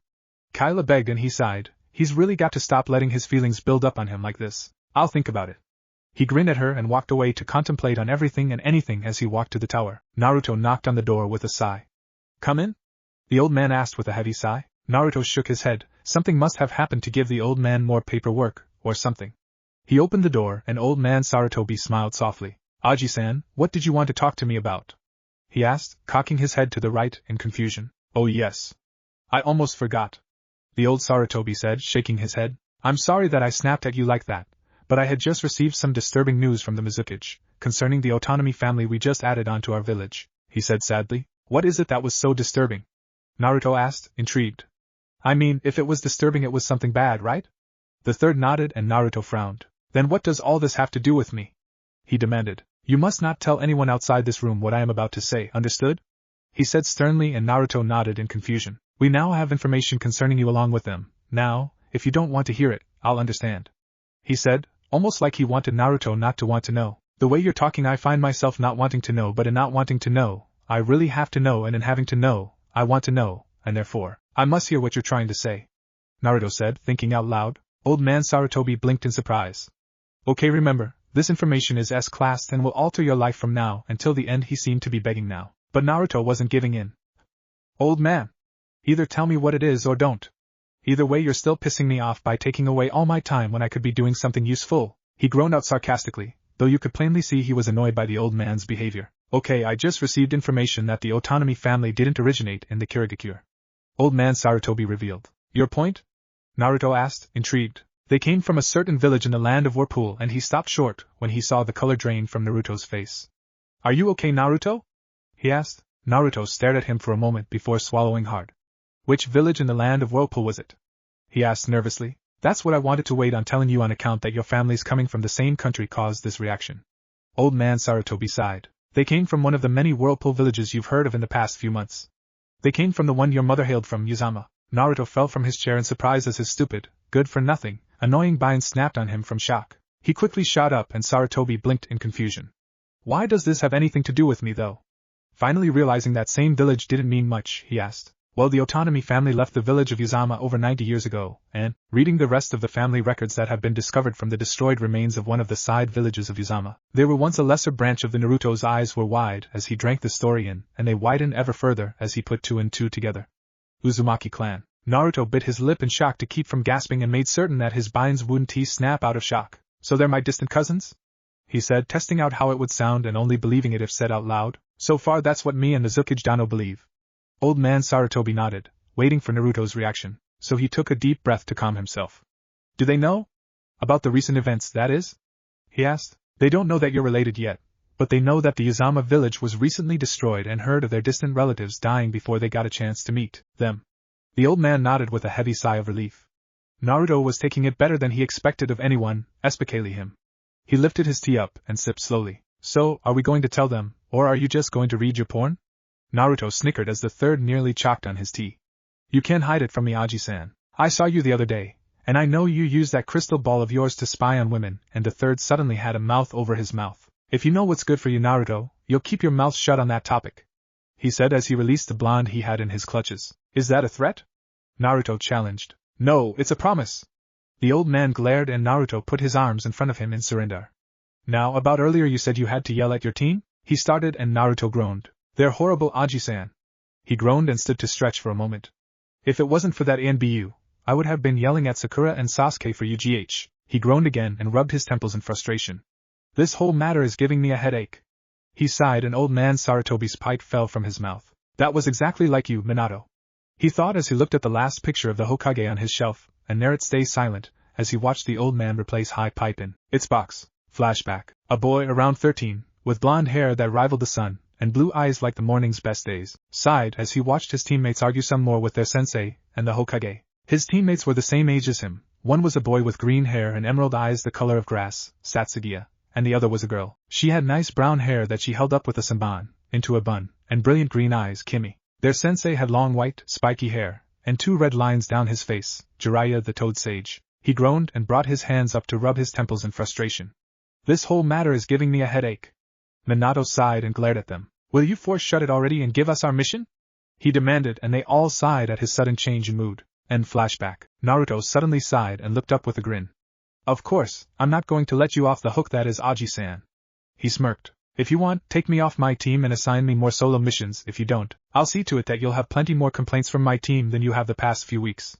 He chuckled. If you even think of anything to give me more paperwork, I'll kill you, he said darkly. Oh no, I wouldn't dream of doing something like that to you, Aji-san, he said sarcastically as he stood up to go. Oh, and by the way, I meant that whole solo mission team stuff. And with that, he walked out. What have they done for him to want to leave? He asked no one in particular. Naruto sighed as he lay on the ground and looked at the stars overhead from his favorite spot of the meadow, close to the waterfall. He mastered the water walking rather quickly, and now, he was trying to walk the waterfall itself. A devious grin suddenly graced his features as he got up, walked across the stream, and into the cabin to gather up some supplies. Naruto awoke with a cheerful grin as he sent chakra through his body to unbind his wrists and ankles. Not only was he going to have fun on his day off, but he had not had a single comment from Kyubi in 3 days. Life was going good. Kimmy squealed in what sounded like excitement. This is going to be good. She cheered and his grin turned wider. She, somehow, sat on the bed as he went into the bathroom to get dressed. Ready to go? He asked as he came out in a bright orange t-shirt and black pants with flames at the bottom. You're wearing civilian clothes? He nodded and she tilted her head to the side in confusion. And don't you think you'll, I don't know, stand out? She finished uneasily and he grinned. I've got better stealth than Kakashi, it'll all work out, he said, and they set out towards the village, where they'd set everything up the night before. While Naruto did, Kimmy had to watch. Naruto hid in a dark alley at the market district, waiting for a certain green spandex-wearing jonin. Said Nin passed the alley and Naruto threw a saban covered with sedatives, with surprising accuracy, right into Guy's thigh. The man fell forward unconscious. Guy-sensei! He heard not only Lee, but also Tenten cry as they crouched down at his side. Naruto's sweat dropped as he made 2 clones and put a hand over their mouths before pulling them and Guy into the alley. Keep quiet, he said with a grin as he released them, and the clone that grabbed Guy dropped him to the ground with a thud. He looked left and right down the street and sighed in relief. No one saw him do that. What are you trying to pull, Naruto? Tenten demanded in a whisper. A prank. He smirked and a grin graced Tenten's features. Want to help me? He asked slyly. Yes, and you're going to, too, right, Lee? Lee looked uncertain when Tenten squeezed his arm and Lee nodded quickly. Good. Now what's the plan? She asked. You'll see. Naruto grinned and pulled out a fuzzy bundle, shook it out to reveal a green bunny suit. He pulled it onto Guy, over his spandex, and Tenten and Lee had to hold in their laughter at the sight of their unconscious sensei in a green, fuzzy bunny suit. Naruto passed both of them a bottle of ink and told them what to do. They nodded with a silent laugh. Naruto's clone smirked and hinged into Guy and said bunny suit. Guy clone hopped out of the alley and down the street. He heard screams and saw many people pointing at him in fear. He waved at them and watched them run. They had to hold in their laughter as they saw Kakashi turn onto the street, noting the screams about a green, fluffy monster. He looked up, his eyes grew wide, the book slipped from his grasp and lay there on the ground, forgotten. Naruto's clone waved at him and smiled blindingly. Kakashi, my eternal rival, a fountain of youth shall arise on this youthfully good morning, and with that, the clone hopped off. Kakashi followed him and the Guy clone hopped faster. He turned onto another street, still in the market district, and turned onto an alley and dispersed the second it was hidden. Naruto, Tenten and Lee watched as Kakashi walked down the street, looking around for Guy, still in shock. He stumbled forward and unknowingly sprung the trap. He had stepped on the wire that was cleverly hidden under some dirt, and it caused smoke bombs to go off down the street. An ANBU jumped from the rooftops to investigate, and, much to the three Genin's amusement, stepped on the wire that was infused with chakra, causing a chakra cage to suddenly appear around him. About 7 more ANBU appeared as he touched the bar and gasped at the minor shock that was sent through his body. One that Naruto recognized, Uzumaki Yugago, went to disable the chakra cage. As soon as she did, a wave of chakra swept throughout Konohagakure. 6 things happened then as a genjutsu was being locked in place. 1. At the Intelligence HQ, all their precious mission reports were replaced by yaoi, and the females there all passed out from blood loss at the nosebleeds they received, and the males all barfed into the paper baskets. 2. Tenten and Lee opened the bottles of ink and tossed it into the air, successfully creating 50 ink spiders the size of their fists that went to harass the council members. 3. At the academy all the kids suddenly had 10 times more homework than the whole year put together. 4. At the Hyuga compound, Hyuga Niji and Hyuga Terra were training when suddenly their Byakugans made everything spin out of control until they took off the Byakugan. The same thing happened to all the other members in the village from the Hyuga clan, except Hinata, who was training with Kiba and Shino. 5. The Aburam's bugs all fell asleep and made the hosts all feel drowsy as the bugs tried to eat their chakra to stay awake. And 6.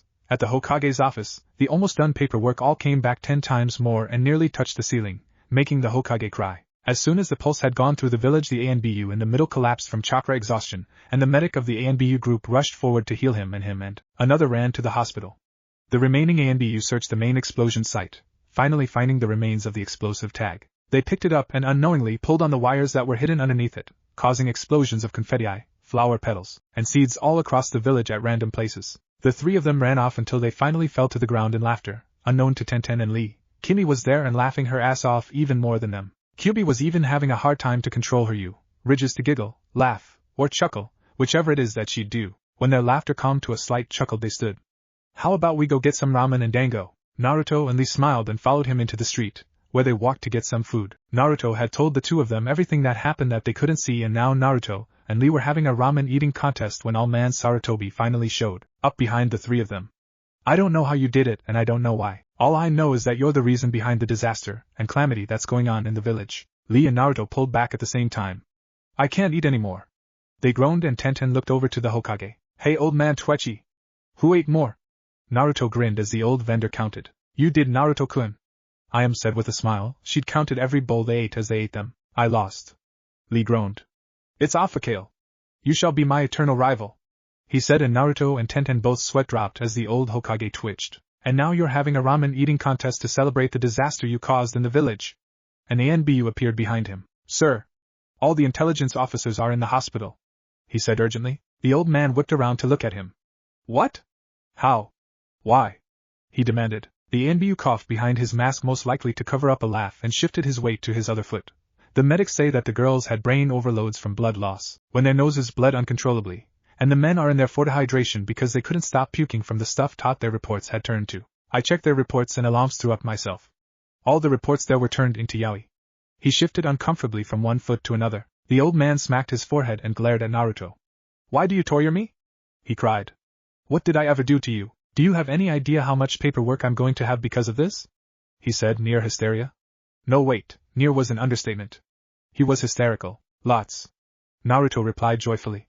Consider it payback for my father from that one time that you told me about, he said, and the old man winced. If you were going to pull a prank, couldn't you have kept me out of it? I was nearly done with all my paperwork when, suddenly, my whole room was filled to the ceiling from that genjutsu. Naruto chuckled. That was my best idea for this prank. The old man glared at him. And you wonder why people have issues with you?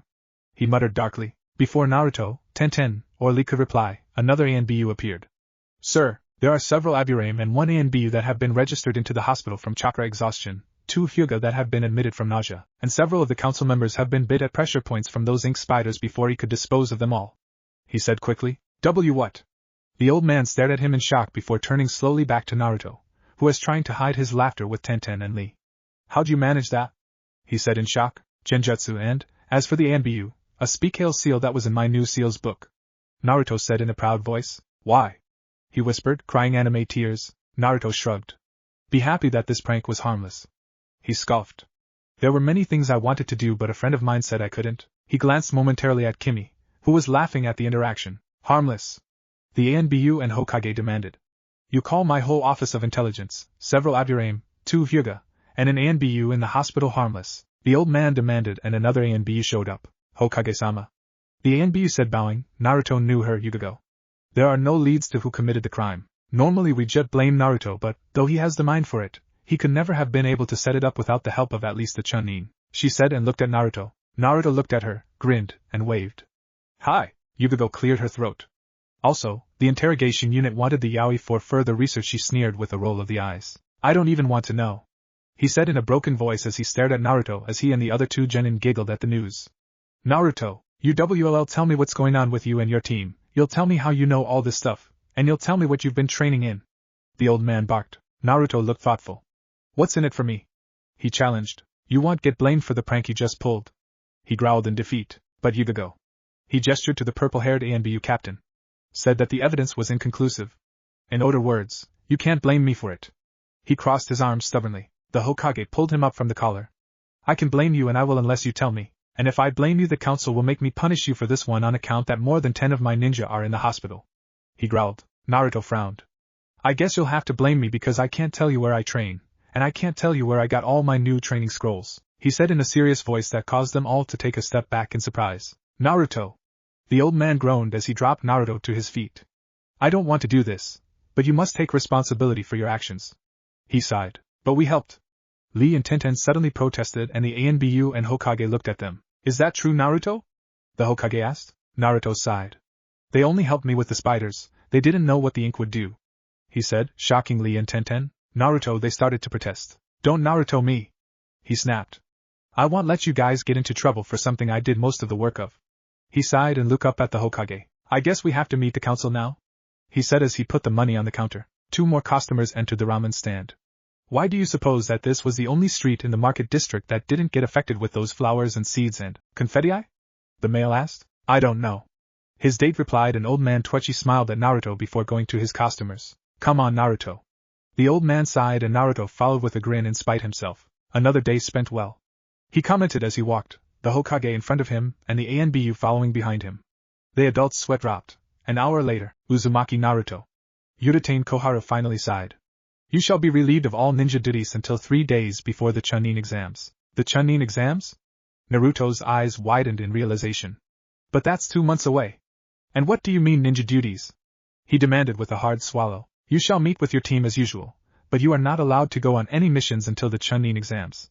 Midakota Hamura explained to him. But I thought that we had to do the missions in teams of 3? He said, suddenly remembering something. Your team can hold doing D-ranked missions without you for 2 months. Old man Sarutobi sighed. I'm really sorry, Naruto. But be happy that it's only 2 months and not more, he said with a sad smile. Okay, Aji-san. Naruto groaned.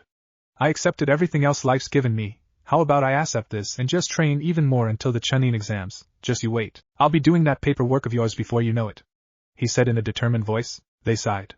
Okay, Naruto, you're dismissed. The old man sighed heavily. See ya, Aji-san. And he was about to leave when they heard screaming outside and looked out to see Guy, in the bunny suit, stumbling down the street, people screaming and pointing at him as he tried to get home.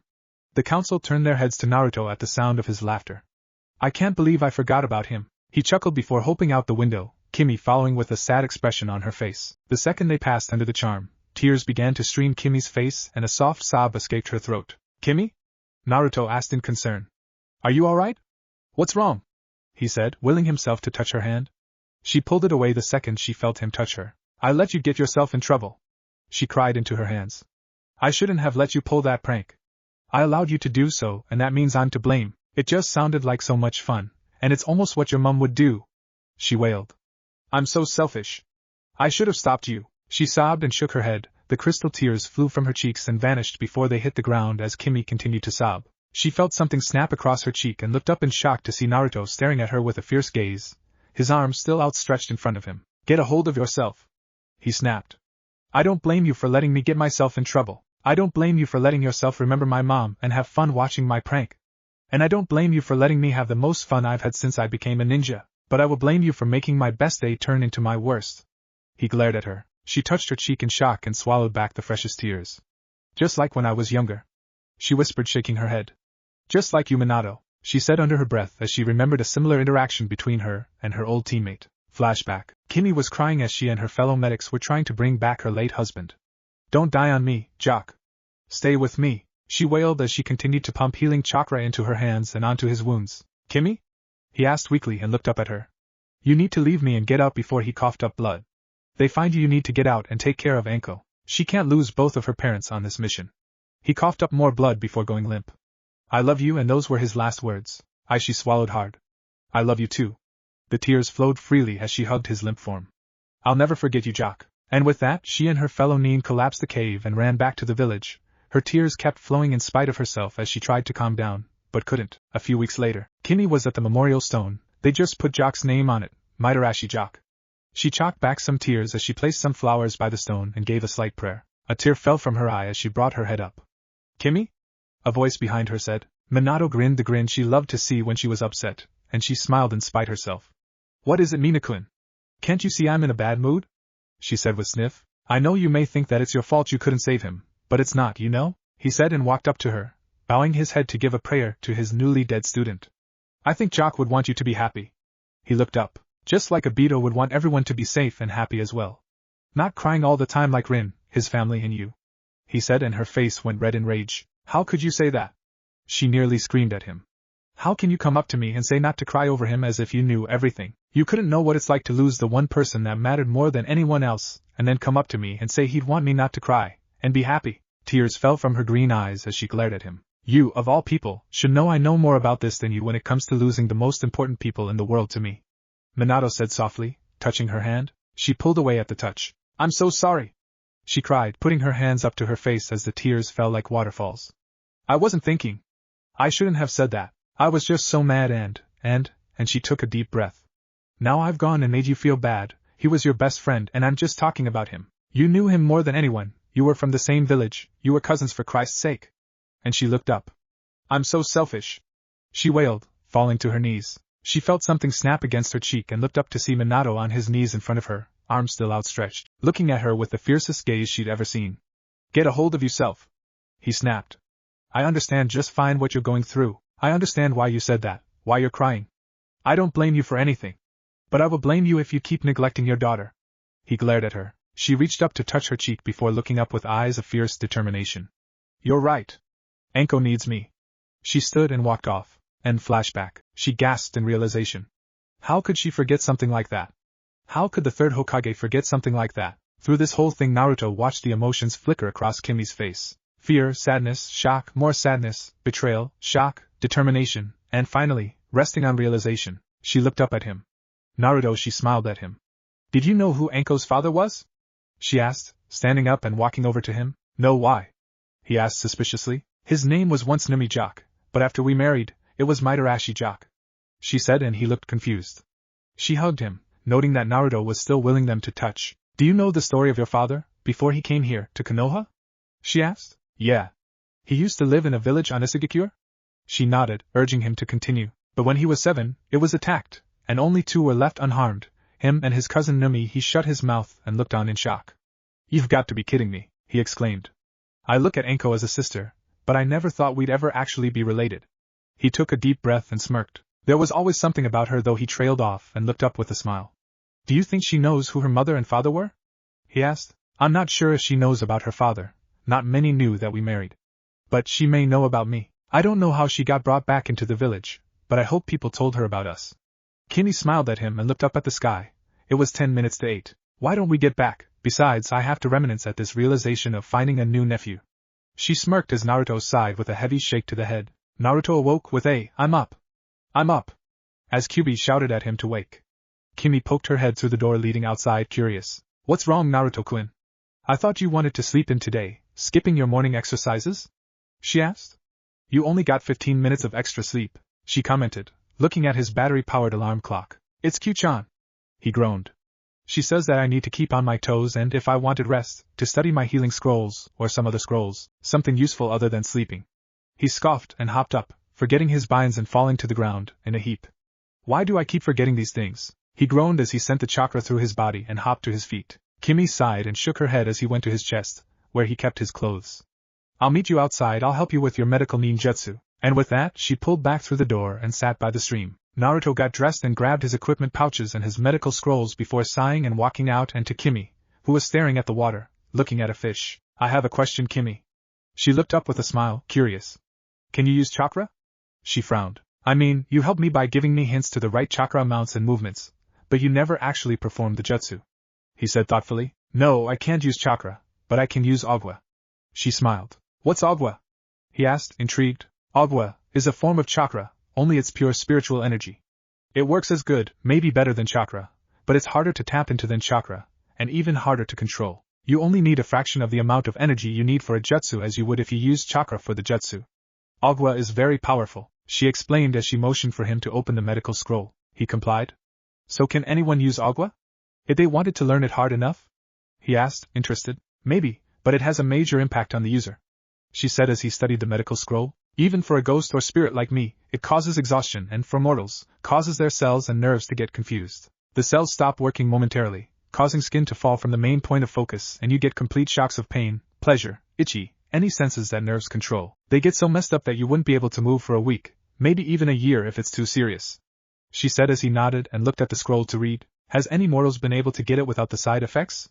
He asked as he studied the hand signs carefully, and the amount of control he need. Only one. Kimmy replied, a huge grin spreading across her features. Who? Naruto asked, looking up in interest. Uzumaki Kushina. Your mother. Naruto looked down and bit his lip. My mom? He asked finally. She nodded. My mom was able to do it correctly, meaning she was able to control it without difficulty. He tested the words in his mouth and looked up to see Kimmy nodding solemnly. He smiled and his eyes held determination. Then I'll follow her lead by becoming a great nin, enough to even beat her title and not even need agwa. He grinned. You better. Kimmy teased. But you won't surpass her if you don't surpass me in medical ninjutsu. She had a skill for healing, she was almost as good as Tsunade, and if you can't surpass me, you won't surpass your mom. She grinned as she gave Naruto more determination. I'm gonna have a talk with a certain snake mistress tonight. After I get some training in from her, tire her out a bit, he said after a while of studying the 3 scrolls he had. Okay. She said uneasily. I can come too, right? She asked suddenly. Tio give her my message, like you promised? She bit her lip. Of course. I was gonna make you come whether you wanted to or not. He chuckled and looked down in concentration. A half hour later, Naruto sighed as he stood stretched his arms above his head. I'm gonna get a bandage. He commented, walking away. Why? She asked in confusion. Just in case. He grinned and grabbed it from his pack that he had behind a few trees, where he could get to it easily. Just in case? Kimmy asked, intrigued, as he sat down, right where he'd been before standing. Naruto told the fox not to heal him as he took out a kunai and Kimmy's eyes widened in realization as he cut open his foot and she gasped, looking on in shock. Naruto slowly went through hand seals, making sure to mold the chakra right and get the right amount. With the last sign his hands had a green glow as he attempted to heal his self-inflicted injury. It took 5 tried, but he finally got it and Kimmy sighed in relief before cheering in delight. Naruto just grinned at her and Kyuubi scowled at the noise and shook her head. You did it, Naruto-kun, Kimmy said, trying to hug him, but her arms passed through his waist, causing him to shiver before willing her to touch him. An hour later, Naruto showed up at the exact time he was supposed to meet his team. You're on time! Sakura and Sasuke exclaimed, shocked. Why would I be late? He smirked. Do you want me to go? I'll wait for Kakashi before coming back. He grinned when they shook their heads, still in shock. They waited for 5 hours before Kakashi showed up, paler than normal. I'm sorry, I'm still in shock from seeing Guy in a green rabbit suit twice. In the afternoon and then in the evening, but I caught him in the evening. He nodded. Liar! Sakura screeched. Naruto winced, holding his ears in pain. Itai Sakura! He groaned. You're too loud. He sighed as he continued to hold his ears. The one day he decides to remove those blasted earplugs he goes deaf. What's the logic in that? Besides, Kakashi isn't lying for once. I heard that someone attacked the village with a prank to embarrass the Hokage. It ended with exactly 27 nin or council members in the hospital. He nodded as he removed his hands from the sides of his ears. Sakura went quiet. It's true? She asked in a subdued voice for once. Yep. Naruto grinned and his team sighed in reluctant relief. At least Naruto wasn't completely different. By the way, Naruto? Sasuke smirked. What did the ANB want? Naruto sighed. That's none of your business, Sasuke. Naruto scoffed, turning to their sensei. What are you training us in today? He asked sarcastically. Today, I'm teaching you all seals. Kakashi said, and Naruto grinned in spite himself. We've got 2 months till the Chunin exams, meaning we have to work hard. The 3 nodded. Kakashi! What seals are you teaching us? Naruto asked suddenly. Storage seals. Kakashi said simply. Naruto sighed as Kakashi put some unlabeled scrolls. First off, can anyone guess why the scrolls look the way they do? He asked his students as they sat in a circle. The smaller ones can hold less than the larger ones. Sakura commented. That's correct, Sakura. He turned to Sasuke and Naruto. What about you two? So you have anything to add? He asked them. Naruto opened his mouth to speak, but Sasuke beat him there. The scrolls are nondescript. So the enemy doesn't know what you're sealing. Sasuke smirked. Kakashi turned to Naruto, who was grinning victoriously. And you, Naruto? What do you have to share? He asked, intrigued at what his student knew. Seals can be used for jutsu, too. Once you learn it, all right. He nodded. They can also be used to seal away the most powerful of beings and used for teleportation. Kakashi's book fell from his hand. How do you know that? He and his other two students asked, in shock. If I want to surpass the fourth Hokage, and my father, I have to become a seals master. I've been studying. He shrugged and leaned back on his arms. Naruto Kakashi sighed and began the lesson. Now, have any of you learned how to draw separate seals? Sasuke and Sakura looked confused, but Naruto raised his hand. You too, he gestured to Sasuke and Sakura. All hand signs have a written counterpart. Here, I'll draw them out for you. He took out some paper and wrote and labeled them quickly. Naruto? Have you learned them yet? He asked, slightly hoping he'd be the one to teach his student. Yep. Naruto grinned, arms behind his head. All right. Here's some paper and some ink. Start practicing. And Naruto, I want to know what you know about the sealing arts, Kakashi said, handing the two some paper and ink, pulling Naruto a few feet away. I know a lot, Kakashi-sensei. Naruto grinned. I've almost made it past the basics of seal, level 3. He grinned victoriously. Kakashi sighed and lowered his head in exasperation. You buy sealing books and teach yourself? Naruto nodded. If you've got so much time, why not get a puppy? He muttered sarcastically. I heard that. Naruto said in mock hurt, smirking. Besides, I haven't learned everything. I know the basics, and I also know the advanced sealing some bit, too. Kakashi's visible eye widened. But that takes years to accomplish. He said, shocked. Not when you've got shadow clones and gifts from your 10-8. He rolled his eyes. Was this man really a jounin? Besides, he shrugged, it's fun to see it when people realize I'm not as dumb as I look. Kakashi's sweat dropped. Anyway, what do you want to learn in the sealing? Anything you want help on? He asked. Was that hope that Naruto heard? Of course it was. He couldn't miss something like that with his new hearing. Well, I've been trying to get this one seal to work, but I can't get it right. Can you help me? He said, smiling. Kakashi grinned. Of course. He said, and the two set to learning. In the end, Naruto could do what he wanted, and Sasuke and Sakura could almost do the seals with chakra, to make them work. Ichiraku ramen. Naruto sighed as he ate his food. Things are getting better. He muttered under his breath, sarcastically. What was that, Naruto-kun? Ayame asked, looking up from her cooking. Nothing. He said, quickly looking down. Naruto, you wanted to see me? A voice behind him asked, and he turned to see Anko looking at him, an eyebrow raised in confusion. Anko-nichan, he took a deep breath. Can we train for a while? He asked, cursing the fox as she laughed. Kit! Why in hell's name are you avoiding telling her? Is it really that scary to tell a distant relative that you're related? Ha! You mortals continue to amuse me. She laughed. Of course we can train, brat. Why wouldn't I want to train with you? We used to always do it before. She smirked. Have you let down the mask yet? Naruto groaned and banged his head on the counter as he put down the money before standing and glaring at her. Yes, and it's even worse than before. He groaned once more before leading her to an empty training ground. Once they got there, Anko and Naruto both sprang into the trees and began a dangerous training program, Kimmy watching from the base of a tree. Anko and Naruto lay in the grass, panting, Naruto covered in scratched and bruises, but otherwise okay. Anko sat up on her elbows and looked at him with a smirk. So, are you going to tell me what's eating you or not, brat? She asked, and Naruto looked at her in surprise. What? How do you know that something was eaten at me? He asked, still in shock. She grinned.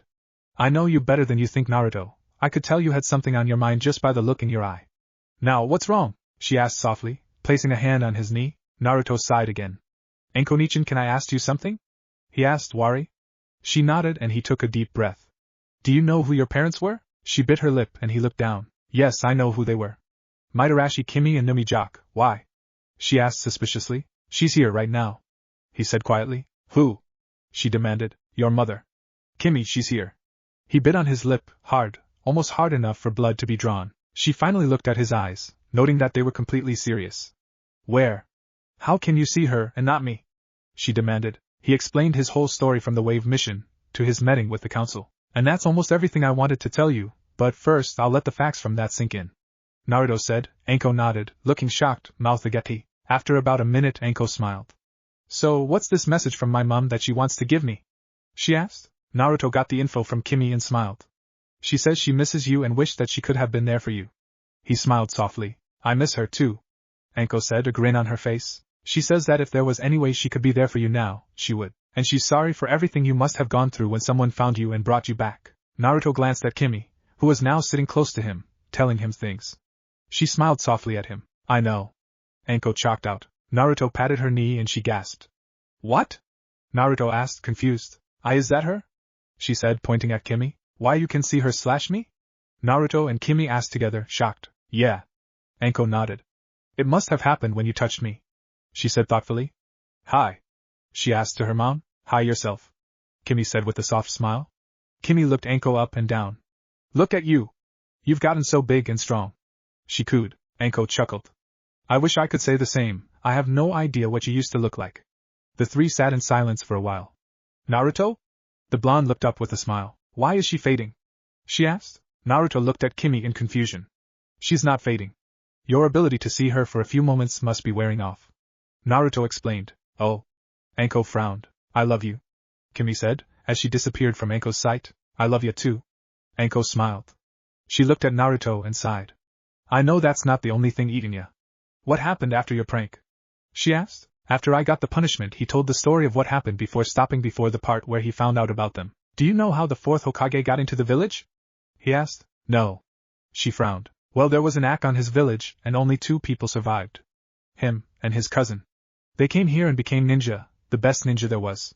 His cousin was Numijak, Naruto said, biting his lip again. So that means that you and then I, and oh, you've got to be kidding me. She sputtered. Naruto shook his head and they sat in silence for a few minutes. Kimmy swallowed hard as she watched them sit there. Suddenly, Anko had Naruto in a nuggie. Hey! Anko-nichan! Stop! What gives? He demanded, trying to get free. She released him and he glared at her, fixing his height. Well, if me and you are cousins, that mean I'm officially allowed to give you a nuggie, she said matter-of-factly. Naruto groaned. Why couldn't you just give me a hug and get it over with? He muttered sarcastically. Shut it, brat. She smacked him playfully on the back of the head. He glared at her. You're gonna pay for that. He growled and she hopped to her feet. You have to catch me first. She teased and took off to the trees, Naruto in hot pursuit. Come back here, you coward! He called to her. Not a chance. She called back. Naruto sat cross-legged, in between Rin and Kailua, learning more medical ninjutsu as his team did missions. Ole Naruto, now you have to focus on the worst point of the wound, and then work your way down. Kailua sighed. She's not the most patient person in the world, but she was a really good teacher, when she had a good student. They were healing an injured rabbit. And Naruto complied to what she told him. After a few tries, he finally got it and Rin and Kailua smiled as Naruto punched the air. Well done, Naruto-kun. Rin congratulated as they packed up for the evening. Thanks, Rin-nichan. He grinned as he sat down in the grass and leaned on his elbows. The 2 Inbu joined him and they talked for a while. You know you're improving at an extraordinary rate. You've got the skills of at least a low Chunin level medic and you just started last week. Kailua nodded, looking up at him. Have you been training extra? She intrigued. Yep. He chuckled. I figured out shadow clones. He chuckled and they just gaped at him. So that's how you've improved so quickly through medical ninjutsu and everything else?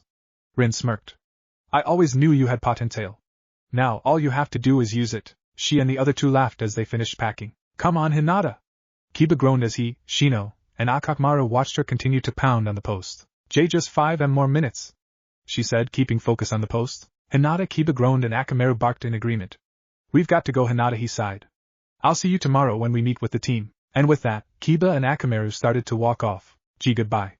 She nodded and continued her pounding. Goodbye, Hinata. Shino said and walked away. Goodbye. She said and continued. By the end of the day she was sitting in a meditative position, trying to increase her range of sight with Byakugan. Naruto was sighing the night away as he walked into the sunset and towards training ground 16. He arrived and nearly did a nosedive when he saw Hinata sitting on the ground. He quickly hid behind a bush when she turned to look towards the slight noise he made when he saw her. That's odd, she commented softly, turning back to the front. Naruto sighed silently for the 1000th time that day. Then, suddenly, his face felt hot, and he was blushing at the sound of her soft, angelic voice without the stutter. He bit down hard on his lip because he knew that if he didn't he'd gasp. In what? He had no idea. He watched as she jumped to her feet and began practicing her jukin stances. He sighed out loud when he found his resolve to come out. Hinata-chan? He asked, walking into the open. She turned a deep scarlet and fainted after letting out a soft eep. He ran forward at an impossible speed and caught her before she leaned back even an inch. Backwards. He blinked in surprise as he slowly lifted her to the ground. He was nearly 20 yards away from her, and he had her in less than a second. He shook his head and shook her gently. Hinata-chan? Are you okay, Hinata-chan? He shook her lightly, and she stirred. Hinata-chan? It's me, Naruto, he said, and she turned an impossible shade of red as her eyes snapped open and her white orbs stared up into his azure ones. And a Naruto-kun, she said softly, turning even brighter, causing him to blush slightly, only serving to make her faint once more. Hinata-chan? He groaned and shook her gently till her eyes fluttered open once more. And Naruto-kun? She asked nervously. He nodded. What are you doing out here so late? She stuttered, sitting up slowly. It's not that late, he countered. Besides, I was coming here to train when I saw you, and he blushed slightly. And I watched you practice your jukin style for a few minutes, and when I called out for you, you passed out. Then I woke you up and then, after saying my name, you passed out again. He turned a brighter shade and she felt faint. He noticed quickly. Don't faint again, he said quickly. Her blush was 10 times intense as she nodded. Ayano, did you want to tr train F for a while? She stammered and blushed again when he turned a slightly darker shade of red. Sure. He stammered back. What was wrong with him? This was Hinata, his friend Hinata-chan. Why did he keep getting these stirring feelings and blushing deep shades? Those were his demands as he hopped to his feet and reached down to help her up. She hesitantly took his outstretched hand and allowed him to pull her to her feet.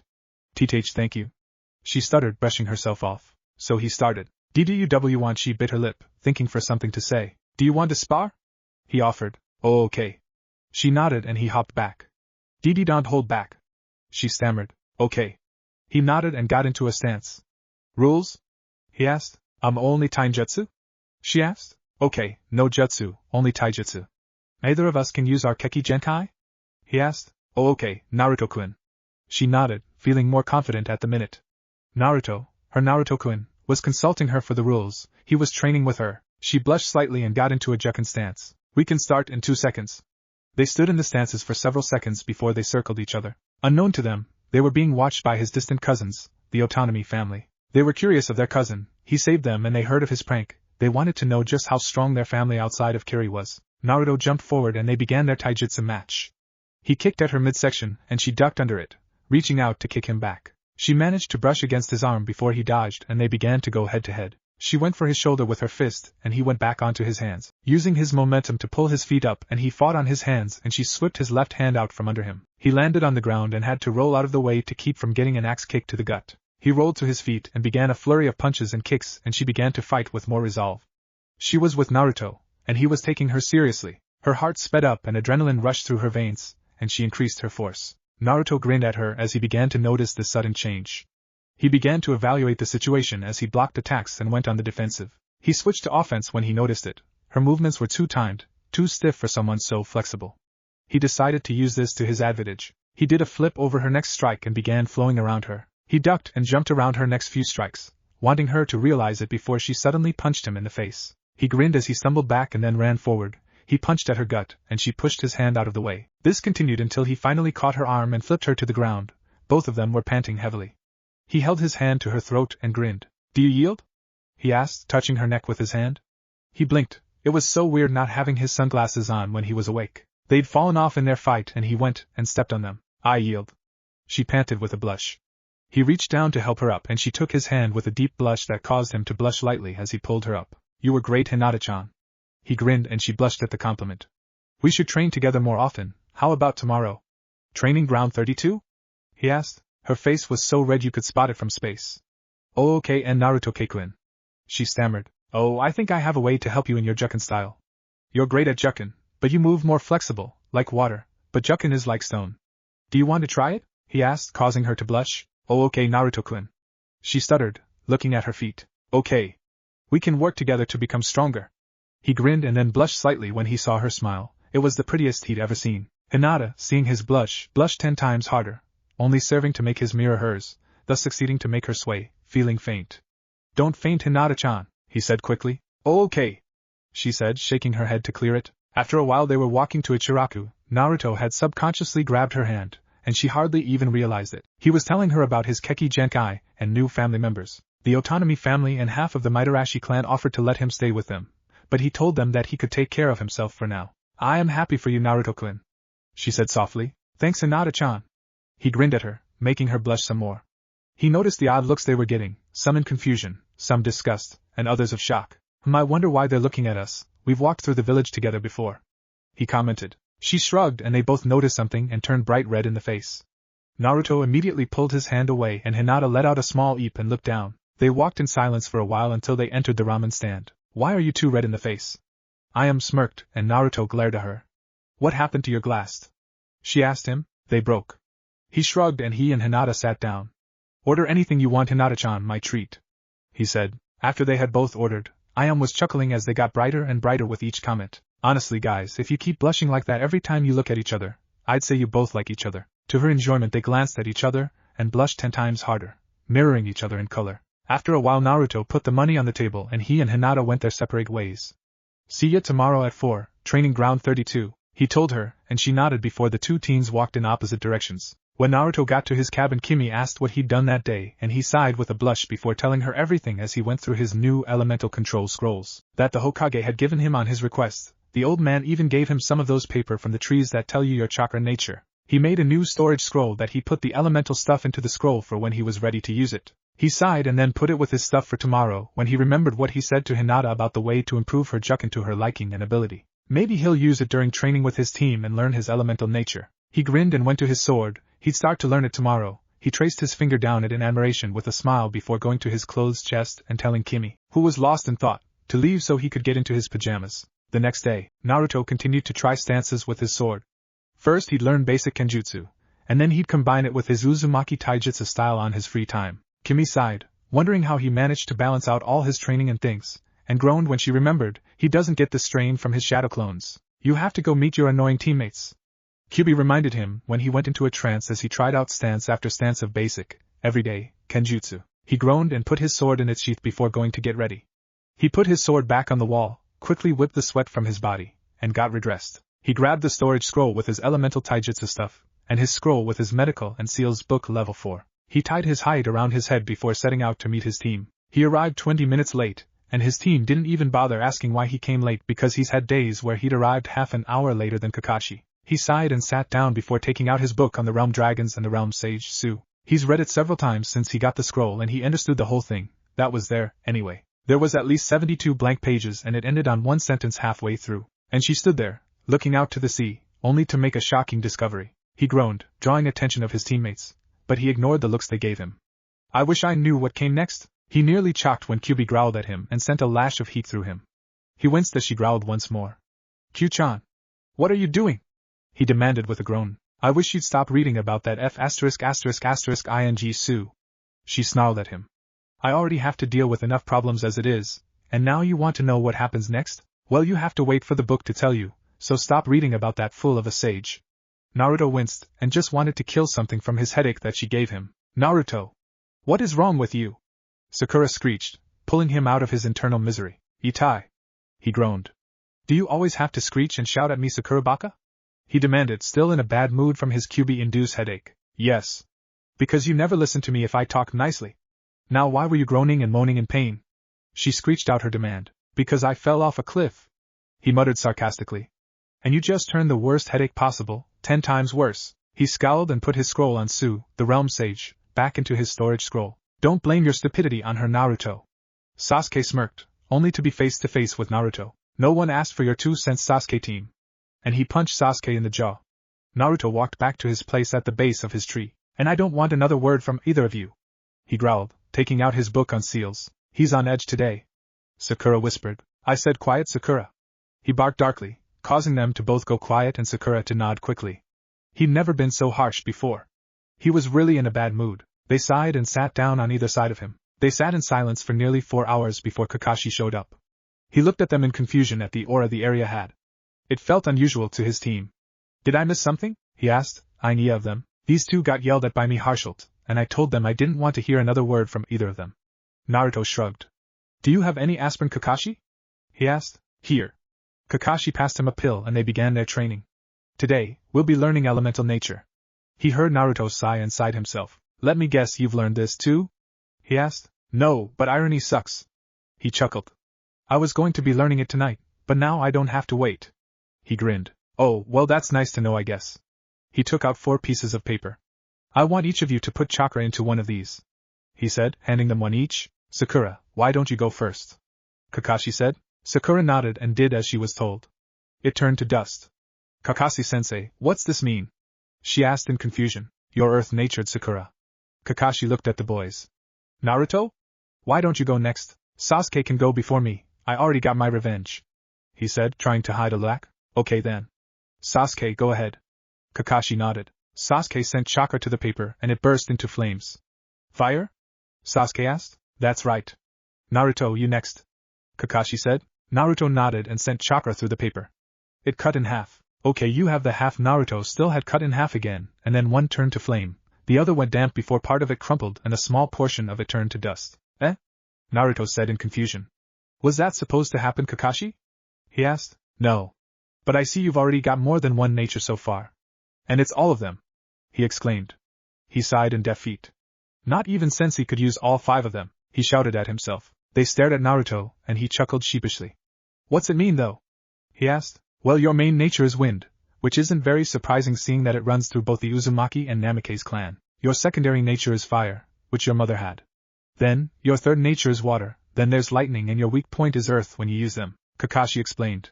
But still, he shrugged, you can still use them all easily since they're all a nature of yours. Cool. Naruto punched the air in excitement. Okay, Sakura. The rosette looked up. I want you to take this pebble, and try to turn it to dust. No using your fingers, it must stay in the palm of your hand, and your palm can't close around it. Kakashi said, making a clone. You two go to the post over there to work on the exercise. The clone and Sakura nodded before walking off. Sasuke, take this paper, and try to make it catch fire without your jutsu. He made another clone and the two just set out. And Naruto. Naruto looked up at him. Since your main nature is wind, you'll work with wind for now. Take this leaf, and try to cut it in half. He made another clone and the two set away while Kakashi sat down and read his perverted book. It only took Naruto a few minutes to relive that he needed it nice and sharp, so he experimented with his chakra. So after about 10 minutes Naruto cut the leaf, clean in half. Yes. I did it, he shouted, tossing the leaf in the air as Kakashi's clone chuckled nervously with a shocked expression on his face. Kakashi walked over. Kakashi! I did it, I cut the leaf with the chakra like I was supposed to. Naruto said cheerfully. Kakashi examined the leaf and looked at Naruto in shock. But this exercise even took my sensei, and Asuma weeks to get it, and they are the best wind users in the fire country. Kakashi exclaimed as Sasuke and Sakura came over in curiosity. He already got it? Sakura and Sasuke demanded. But we've only been working on these exercises for 15 minutes. He cheated. Sakura shrieked. What part of keep your voice down is so hard to understand?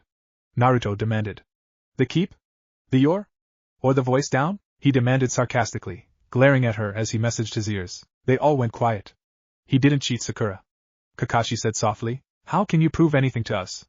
Sasuke demanded. I'll do it again. Naruto scoffed, glaring at the Uchiha. He walked up a tree and grabbed a leaf. I'll just use my chakra to show the Uchiha up. How's that sound, Sasuke? He said in a smart-assy voice. Sasuke grunted, Sharingan ablaze. Naruto put the leaf in between his fingers and closed his eyes. 2 seconds later, the leaf was falling to the ground, cut clean in half. Was that enough proof for ya?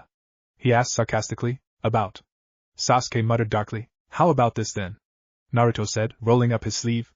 You can keep your mouth shut, and I won't have to hit either of you for accusing me of cheating, he muttered, suddenly having Sasuke by the collar of his shirt, much to all their shock.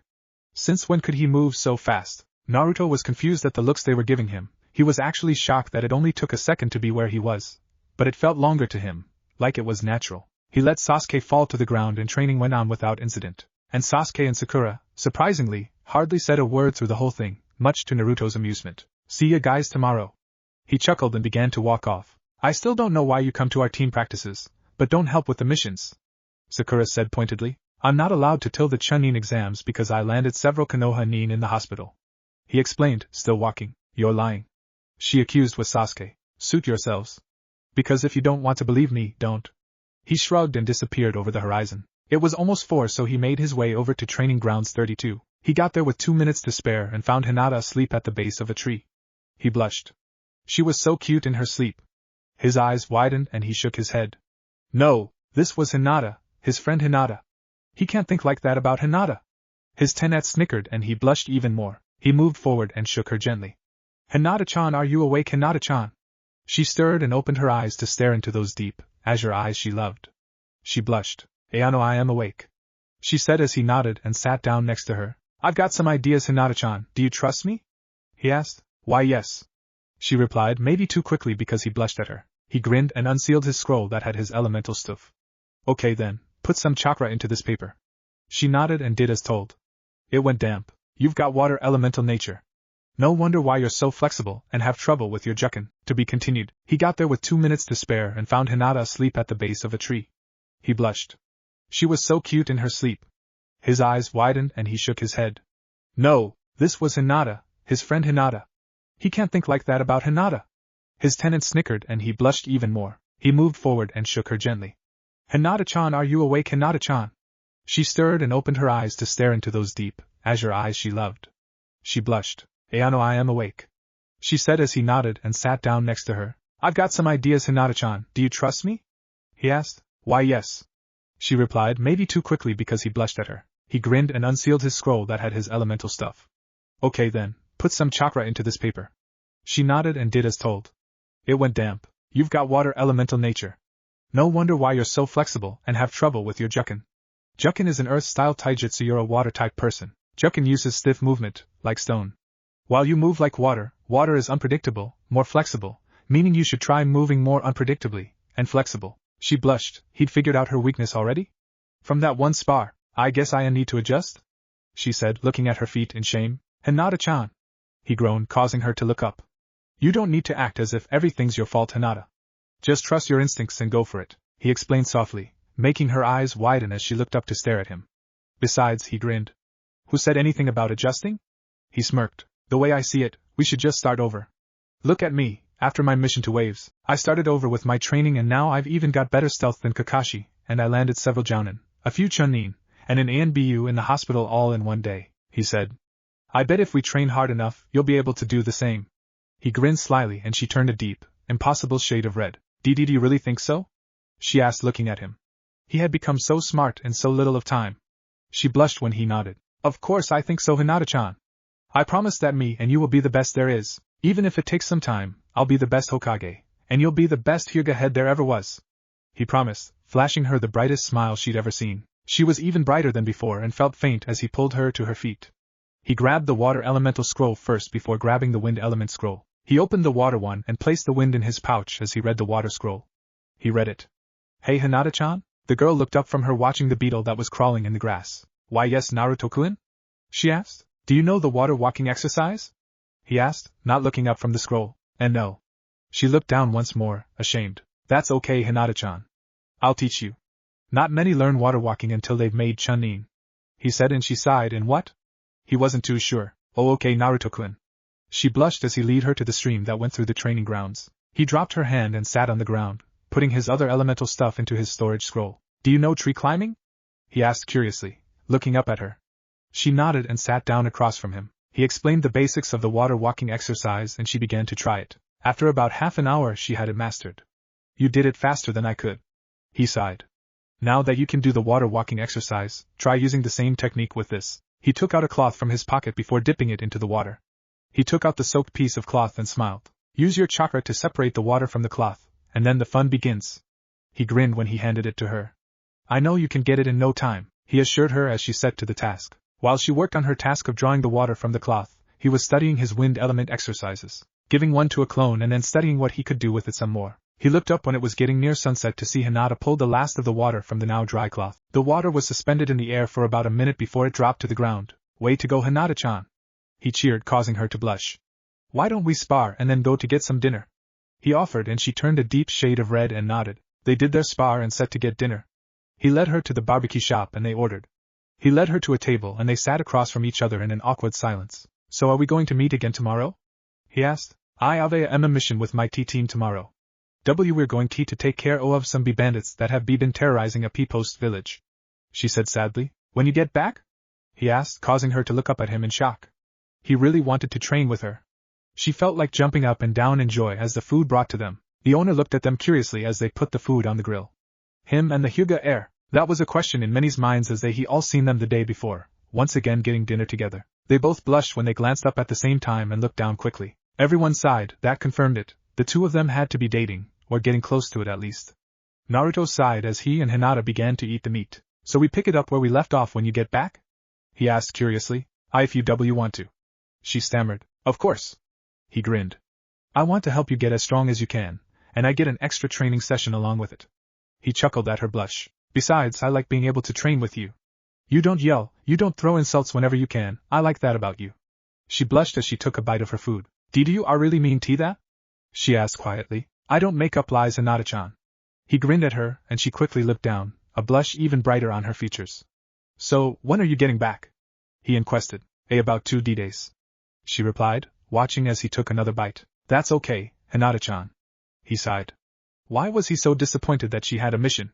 Why did he keep blushing? If he didn't know any better, he'd think that he was falling for. He quickly cut off that thought. He couldn't make Hinata suffer like that. He couldn't make her hated for being a demon lover. He blushed in spite himself as he looked up at her, causing her to look as if she was about to faint. So he thought quick on his feet. How's it going at home? He asked. She looked down, thinking of a way to avoid the question. It's okay. How's it been with Ayanko? She asked. She's great. Every time I see her, or the Autonomy family, they offer to let me stay with them. It's quite annoying actually. He said, playing along, but then he sighed and looked at her. So, how is it really going with you at home? He said softly. She bit her lip, looking down in shame from her own thoughts. You don't have to tell me if you don't want to, Hina-chan. They were so lost in their own thoughts that they didn't even notice the nickname. And no, I want to tell you, she said softly, so he urged. She bit her lip once more and then practically exploded. It's been horribly, she exclaimed, making him jump. Who knew she could be so loud? Many people glanced at them in shock. All they do is fight because of this, fight because of that. I wish that the main and branch families could just get along and get rid of that blasted cursed seal, she said, slamming her hand on the table. And the crap I get from my father and the elders is almost unbearable. She shook her head furiously and sighed. I wish they could just get along. She sniffed. I wish they would stop putting the cursed seal on the branch members. And I wish my father could just open his eyes and not let the elders tell him what to do. She glared at the table. She felt her blood boil just thinking about it. She'd never felt so angry. She sighed away her resolve and blushed the deepest shade possible. She really had to stop keeping her emotions inside and start letting things out. Naruto blinked at her in shock. His ear was ringing slightly. Honestly, it was like everyone wanted him to go deaf. He slowly nodded. Is that all? He asked calmly. She shook her head, looking down in shame. I'm sorry I exploded like that, Naruto-kun.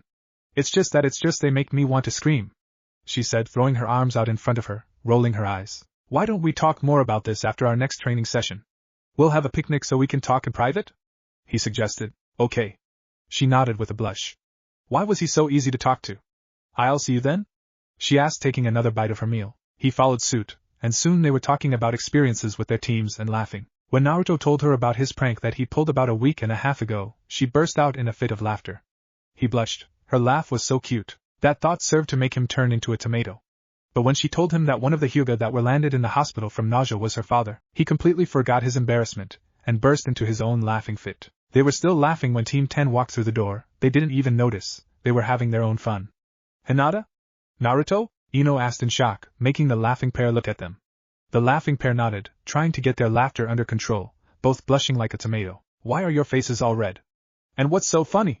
She asked, eyeing Hinata in suspicion. She'd never heard her laugh like this before, let alone giggle. Well, Naruto coughed to control his laughing and Hinata followed suit. I pulled this prank that landed her father along with several other nin in the hospital. He chuckled. Team 10 shared a laugh with them before going to order. Naruto pulled some money out at the same time as Hinata.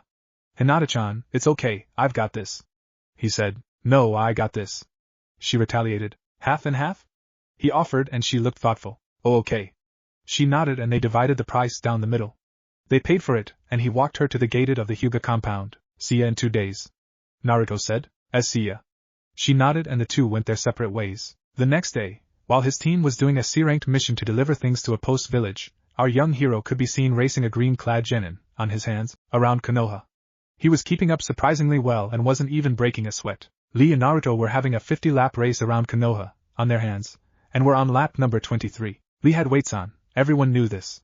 But, unknown to them, Naruto had been using chakra weights that randomly get heavier thanks to always sending chakra to his wrists and ankles, making his have to gain a lot of physical strength. And the annoying thing is, Kyubi had put it to where he couldn't take them off, and he had to live with them on him, just like his chakra binds. So when he nearly lost balance at the sudden extra weight on his ankles, he wasn't even surprised. He breathed in and out as he got himself used to the new weight, and pushed himself forward again, much to the shock of everyone that was watching them in amazement. You are a youthful opponent. But I will not lose to you, Lee shouted to him. Ah, shove it, bushy brow, he yelled, concentrating more on his binds so the chakra wouldn't slip and send more weight onto him. He really didn't want to lose to Lee. It's bad enough that he's the new eternal rival to his sensei's eternal rival. He closed all other thoughts except the binds and beating Lee. He began to get a lead, but in the end, it was a tie. Both he and Lee lay on the ground, panting. They had both crossed the finish line and then collapsed from unexpected exhaustion. Naruto was actually shocked when his binds didn't snap on him. Naruto turned onto his back and looked at the sky. That was fun, he gasped out. You are the youthfulest opponent I've ever gone against. Lee gasped back. I wonder if anyone will find us, since our finish line is so far from the village. Naruto groaned. I'll just rest here for now, he sighed. As will I, Lee groaned. After laying there for 10 minutes, Tenten and a Hyuga boy walked through the trees. Lee! Naruto! Tenten groaned.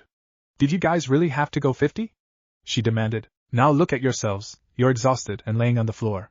Honestly, what is with you two? She groaned as she grabbed Lee over her shoulder, and the Hyuga took Naruto over his. Come on, Niji, let's get these two to the hospital. She sighed. You two are pathetic. Niji scoffed, gaining a glare from Naruto. Shove it! Naruto growled. I may be pathetic, but I knew you had a stick up your ass the second you walked into the clearing. He retaliated. Niji glared at the blonde and they glared until they went their separate ways at the hospital. Naruto got the feeling back into his arms just 10 minutes after arriving at the hospital. He sighed in contempt and let himself drift away as sleep overcame his senses. A day later, Naruto ran in a hurry. Why did he feel so panicky, so urgent? He didn't know why, but he had to get there. Where? He didn't know. He ran forward and glanced over his shoulder. They were still fighting in the distance. Don't worry, I'll be back, he promised silently. He ran until he found her. She was fighting the Rain Jounin from those weeks ago when he saved the Otonomi family, and she wasn't doing too well. She was pinned to a tree by the woman who had her hand clammed onto her neck. Hinata-chan! He shouted, running forward. The woman turned to the sound of his voice and growled. You again? She scowled. I thought you were from a different village, she said, punching Hinata in the gut, making her pass out from the sheer force. He punched and she kicked. They fought for a while and then she, suddenly, had Hinata in a headlock. Another step and she dies. The woman threatened. You wouldn't. He challenged, but stayed absolutely still. You want to make a bet? She said, her eyes narrow. Let her go. He growled. With pleasure. She shoved her sword into Hinata's side. The girl's eyes opened slightly from the pain, and she coughed up blood before hitting the woman in the shoulder, and the woman threw her into a tree. Hinata! Naruto shouted. He ran at the woman in a blind rage, eyes flashing red, but otherwise keeping control. As he ran forward, arm outstretched, an orb of chakra appeared in his hand. He wasn't even aware of it as he ran. Rasengan! He cried, shoving the ball into the woman. The woman gasped in shock and flew in a circular motion. Naruto stared at his hand as the orb disappeared before running to Hinata. Hinata-chan! He said urgently. She still had a pulse, but it was faint. Hinata! He cried to the sky. Hinata entered Naruto's hospital room nervously to see the third was by the window, looking out over the village. How is he? She asked. She had no idea why he was in the hospital, but it couldn't be Gu. He's fine, Hinata. The old man sighed. He's just tired. It seems that his secret training and the race against Rock Lee yesterday finally took its toll. He glanced at Naruto's sleeping form. Hinata-chan! The blonde murmured in his sleep, gaining their attention. Yes, and Naruto-kun? She asked. No reply. He must be talking in his sleep, the old man said, a smile gracing his lips. She blushed. You wouldn't. The blonde muttered darkly. Wouldn't what? The old man asked. No reply. Hinata! He said, tossing in his sleep. They stayed silent and watched him turn in his sleep. His hand raised slightly. Rasengan!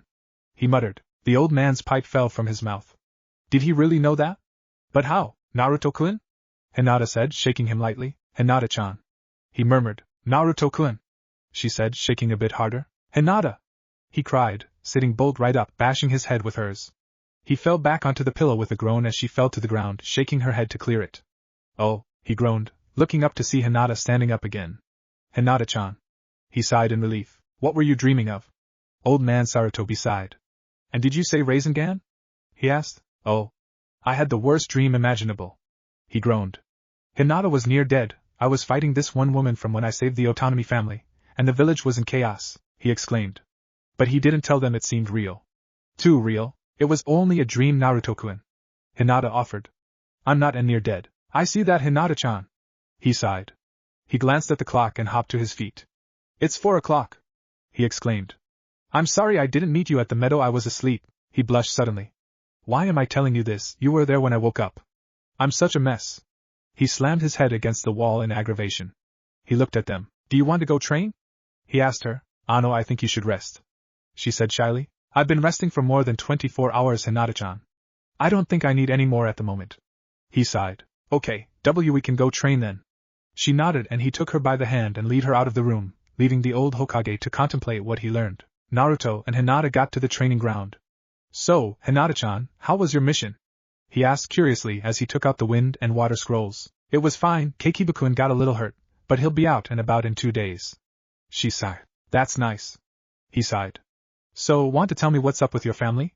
I met Neji yesterday, and he's got an even longer stick up his ass than Sasuke. The only other difference is that he doesn't really seem so ignorant to his surrounding.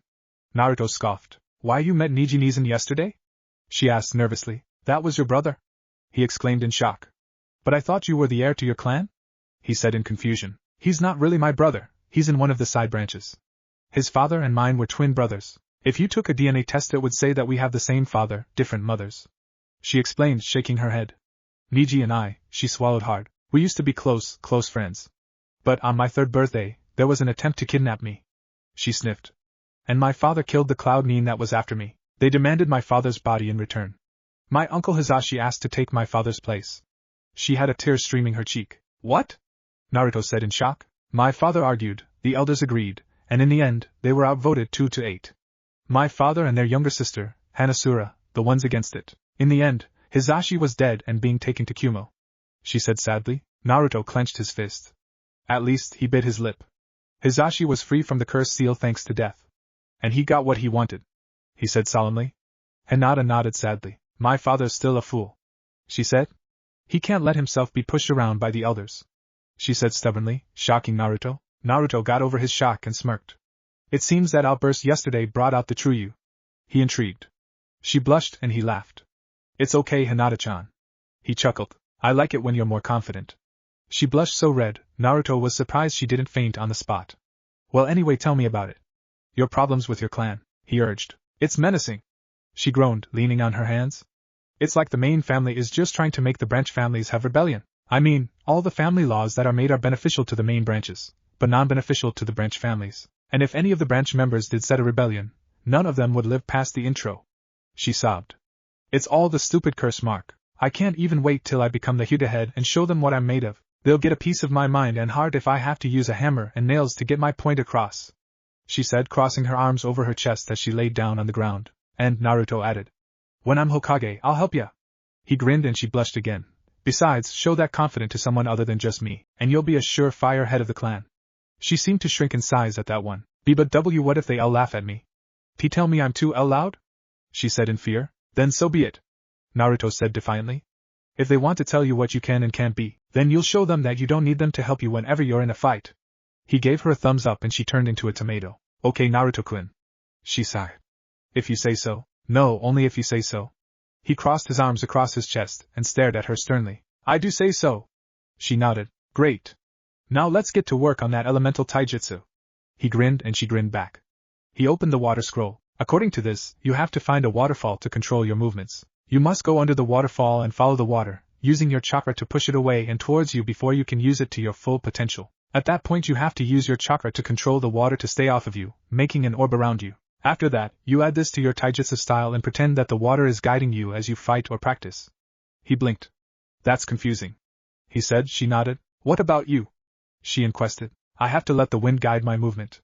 I have to allow it to be a part of me and must then control the wind around me, make it into a box or orb that surrounds me in order to regain my own self-control.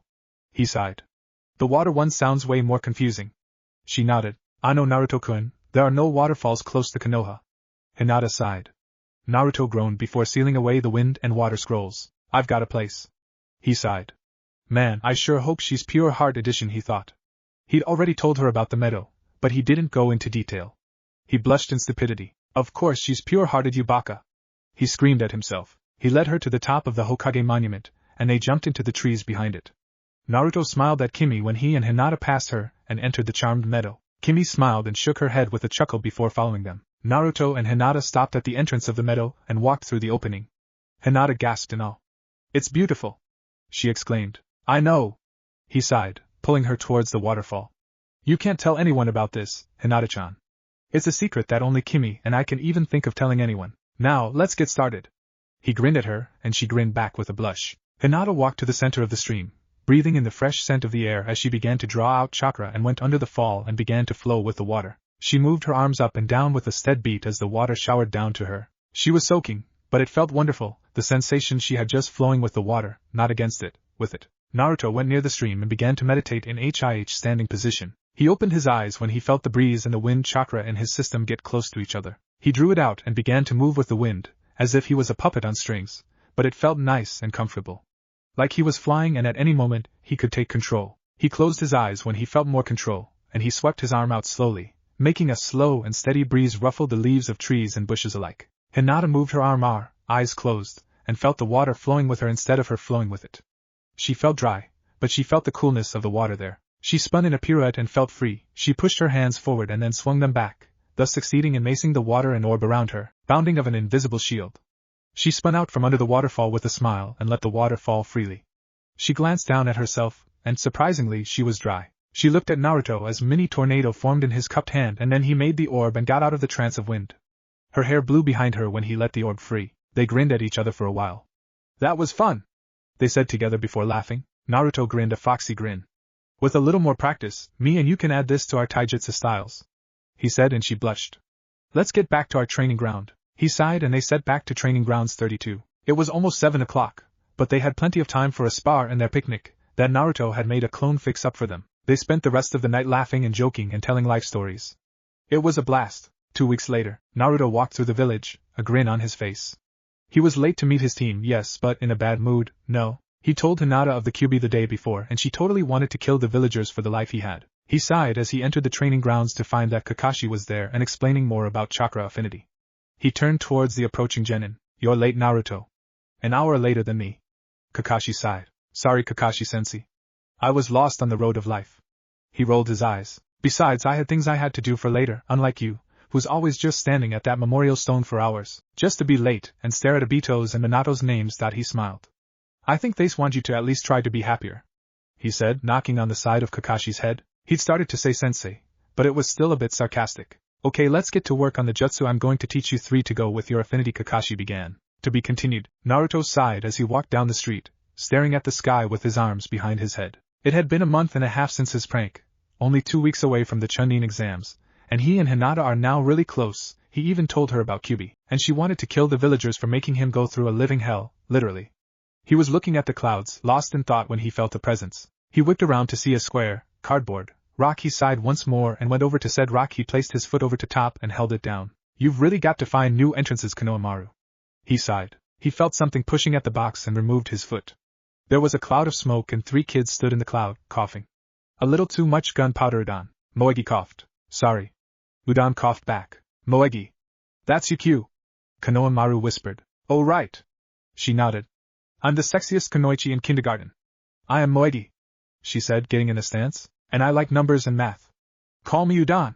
Udon replied, getting in another position. And I'm Konohamaru, the strongest ninja in the hidden leaf, he said, getting in between the two, and together, we are the Konohamaru Ninja Corps, they said together. Naruto sighed. What is it today? He asked. This was the 3rd time this week. And it was still Monday. You promised to play ninja with us today, Moegi reminded him. Naruto looked at the sky and his left eye twitched. They were supposed to be in school still. I meant after you were done at the academy. He groaned. Still. You promised. The 3 complained as one. I won't play ninja with you until you go back to school and wait till it's time to be excused, he said sternly. That's harsh, Naruto Nizan. The 3 glared at him. Tough. You've got to be in the academy, and I've got to go to the library.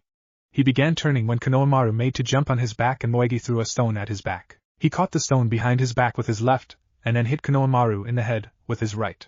He glared at them. Udon made to tackle him when he suddenly had all of them stuffed in their box, held down using something unknown, whisper its chakra holding them in place. Naruto was red with rage and there was a tick above his left eye. Hey! They all cried, struggling to get free. It was no use. I was going to let you walk there yourselves, but now I'll just carry you in your box, Naruto said sternly, glaring at them. If you want to act like 5-year-olds, then hell with it. I'll carry you in a box like 5-year-olds, he muttered darkly. And he was in a good mood earlier too, but he found his temper flaring easily lately. He sighed. He wanted to go on a mission, damn it. He and Hinata were probably the best in their class. Only thing was that Hinata was still too shy to show it in front of anyone. He sighed once more, gaining the kids' attention. The kids all saw Naruto walking with a dreamy expression. Then he remembered the kids and groaned. I can't believe you guys. Why? Konohamaru asked. Just because. Naruto snapped as he came onto academy grounds. The kids went quiet at being snapped at and struggled some more, but it was no use. Naruto knocked on the door of their classroom. Come in. Iruka called. Naruto opened the door with one hand, held the kids with the other. I think these three belong to you, Iruka-sensei. Naruto sighed, turning the box over and taking away the chakra. The three of them fell to the floor in a heap and Konohamaru got hit in the head when Naruto dropped the box on his head. That's cold, bro, he said with a pout. Well, I'm not in the mood to play right now. You stay in class, listen to Iruka-sensei, and I'll come by and pick the three of you up after shuriken practice, Naruto replied sternly. Iruka's chalk fell from his hand. Was this really the same little goofball he thought of as a son? He picked up the chalk. Thanks, Naruto, he sighed before turning his attention to the trio on the floor. You three, back to your seats, he commanded, and the trio complied. See you soon, Naruto, he said. See ya later, Iruka-sensei, he replied before hopping out the window. Naruto got to the academy just 5 minutes before the bell and saw the kids were still having their shuriken practice and went over. Hey, Iruka-sensei, he called happily, running over. Naruto. Feeling better? Iruka said when Naruto skid to a halt in front of him. Yep. Naruto grinned, giving a thumbs up. Why don't you give demonstration for the kids? You seem so much more skilled. Chakra to hold the kids in the box was rather clever. He smiled. Sure. Naruto grinned. Where's the shuriken and kunai? He asked. Here. Iruka passed him a box. Naruto smiled at his old sensei. He reached into the box and pulled out 8 kunai and 7 shuriken. He tucked one kunai behind his ear, using the handle, of course. He took the shuriken in one hand, the kunai in another. He threw the shuriken just a second before the kunai. Everyone watched as kunai landed and had the shuriken through the center hole, holding them in place at each target. The kids cheered and wanted Naruto to teach them. Sorry, but you have to learn it from Iruka-sensei. Stay in the academy and you'll learn it sooner or later. He sighed. The kids groaned but nodded their heads. The bell rang and they ran to get their things. Naruto took the kunai he had tucked behind his ear and attached a ninja wire to the loop at the end. He sighed and threw it, using the wire to direct it. It went through each loop of each kunai, pulling it with it and pulling the kunai from it. Naruto tugged the wire and they all went towards him at top speeds and separated to their own deathly path towards Naruto. He quickly jumped out of the way of death and picked the weapons up to put them in the box. He looked up to see Iruka and the Konohamaru corpse, gaping at him like a fish. What? He demanded nervously. Nothing. Iruka said, acting like it was none of his business. Whatever, Iruka-sensei. He motioned for the 3 kids to follow him, and they set to play ninjas. Later that night, Hinata and Naruto were having a spar. Naruto ducked under one of her juken strikes. Her new improvement had been impressing her father, except she can never bring herself to get all out with her sister or anyone if her father was watching. The only people, other than Naruto, who've noticed the improvement, is her team. She struck at the left shoulder and hit Naruto dead on the chakra point. He gasped in pain and held his breath as he used his other arm to punch her in the gut. After a while, she had Naruto pinned and was holding her hand at his neck. Yield, she commanded. I yield. He sighed. She helped him up and began opening his chakra points. Naruto felt the feeling of chakra swirling at each point before breaking through the points. He winced. Juken strikes really hurt. You're getting more deadly, Hinata-chan. He grinned. And I saw that look on your face a minute ago. She smirked. What are you planning, Naruto-kun? She asked. What? He demanded in mock hurt. Am I really that predictable? He made an attempt to sob, but failed miserably when both he and Hinata burst into laughter. Yes. For me anyway. She chuckled and he had her in a headlock. Yeah. Well, we'll just see about that, Hina-chan, he said, tickling her side. She screamed out a laugh and struggled to get away. But he held firm and could only attempt. Stop. Stop. I give. She screamed. They'd become best friends, and that was more than what she could ask for. He learned where she was ticklish by accident, in a spar, but he loved it when she laughed. Only she didn't know this, she thought it was another attempt to make her have fun. Okay. He let her go, and she went to attack the closest chakra point in retaliation. Hey! Don't you dare hit my chakra points, Miss Hinata-chan. Do you know how much it hurts when you pump chakra into a guy? He exclaimed with a shudder. So? She smiled at him and they sat there, on the ground for a moment. I'm getting better? Right. She asked. Yeah. He grinned. I believe that both me and you will make great leaders in no time. People just need to give us a chance. He chuckled and so did she. They sat in silence for a moment. Ano, they said at the same time, looking up, blushing, looking back down. You first, Hina-chan. He said. Do you think that maybe we could be more? She asked softly. More? He said in confusion. Like more than friends more? He asked. She looked up, he sounded hopeful. She blushed and looked back down. Why yeah.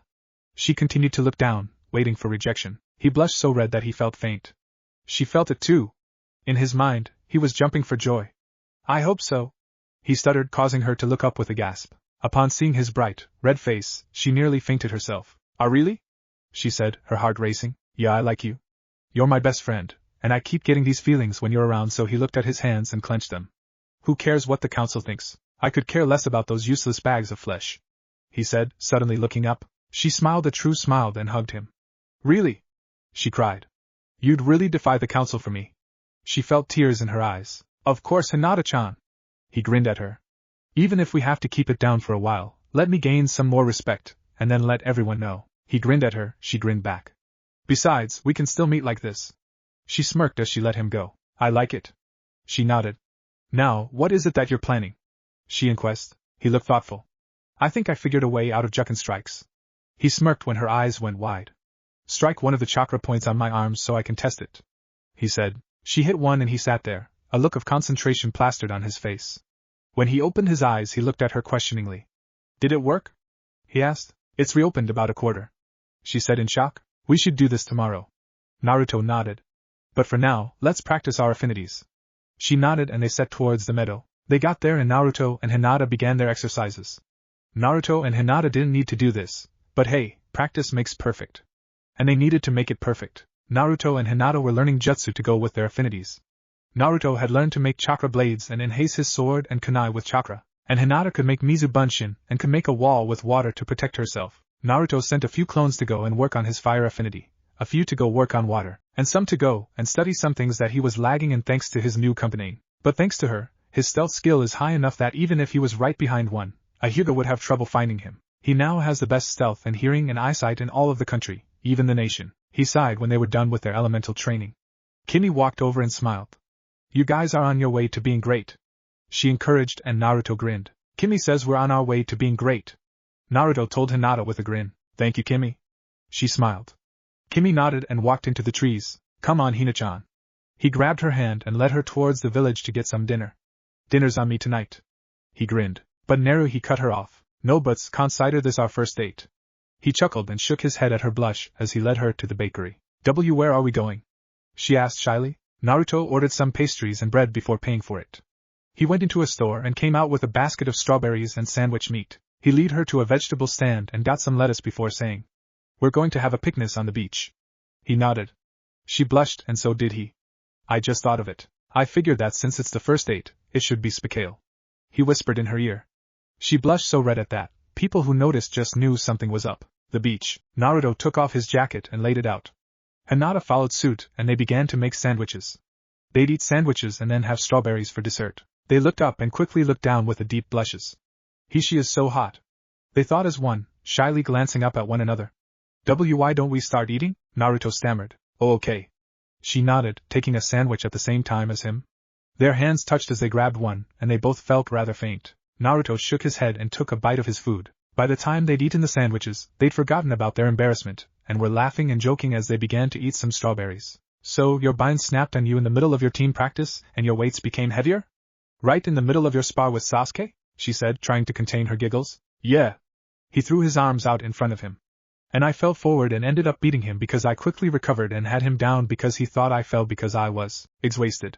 They shared other stories and laughs and tears and, in the end, they were asleep on the beach, her head on his shoulder. A certain white-haired Sannin was scribbling excitedly in his notebook as he looked in on the scene. He put a few of the stories in his notes as well. He giggled perversively. That kid, he will make a great subject one day.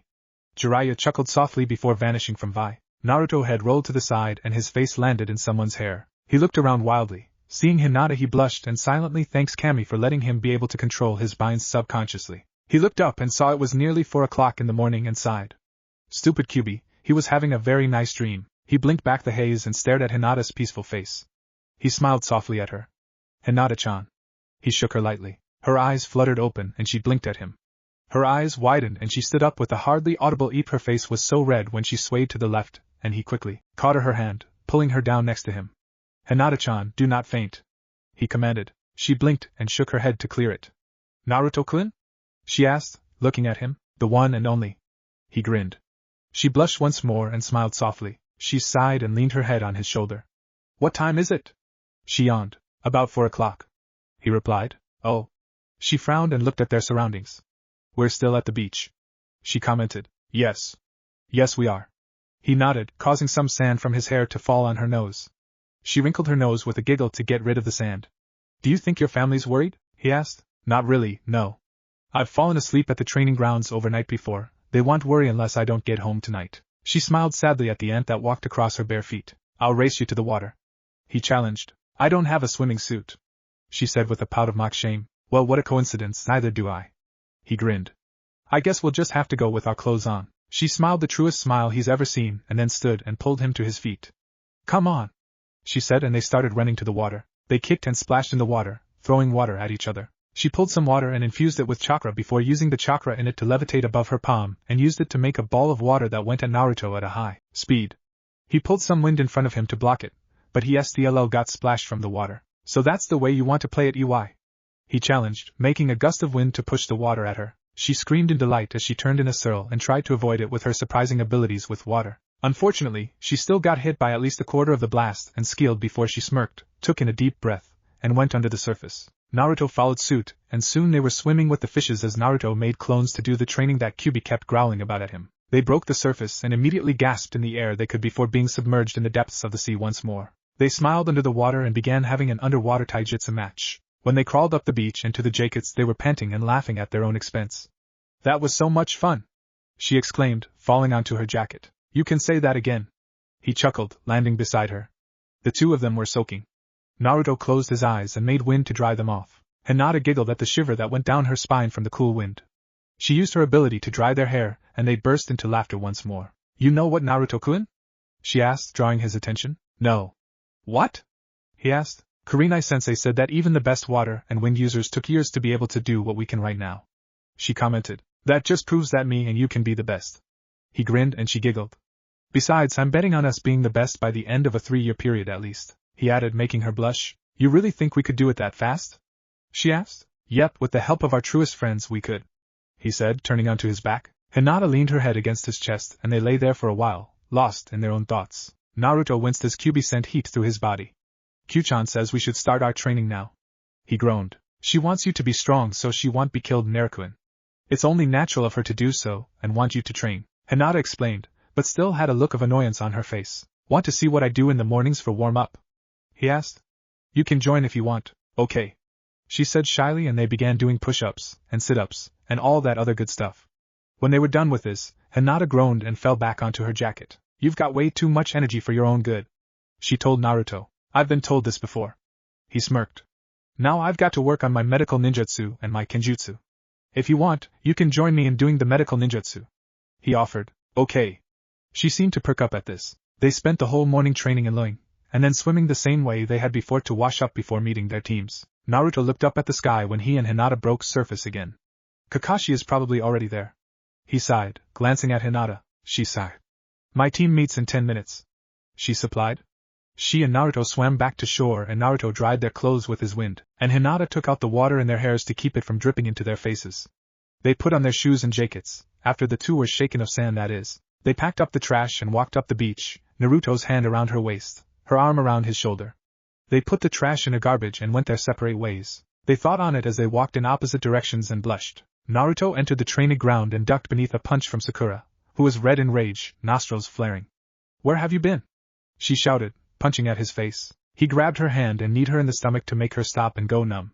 He'd hit the nerve at the base of the stomach and made it to where she could hardly move or feel. He lifted her up and walked over to Kakashi and Sasuke, who looked at him curiously, the later glaring at him. You're 2 hours later than Kakashi-sensei. Sakura screeched as he placed her at the base of a tree. Sorry, I was at the beach and lost track of time, he said dismissively. Liar! She and Sasuke accused. Nope, you can even ask Hinata-chan. No one but Kakashi noticed the nearly invisible blush on his features. Is that sand in your hair? Kakashi noticed. Naruto scratched his head and sure enough, some sand fell from it. Yeah, I was at the beach, what did you expect? He raised an eyebrow. Never mind. Sakura groaned. Now why can't I move? She screeched. Why must you insist on yelling? Naruto said gloomily with a pout. What if Naruto is able to befriend Haku in waves? And thanks for watching my video till the end. If you enjoy this content, then do consider subscribing to my channel, and leave a like if you guys need the next part. Comment down, and thanks for watching the video, and see you guys in the next video.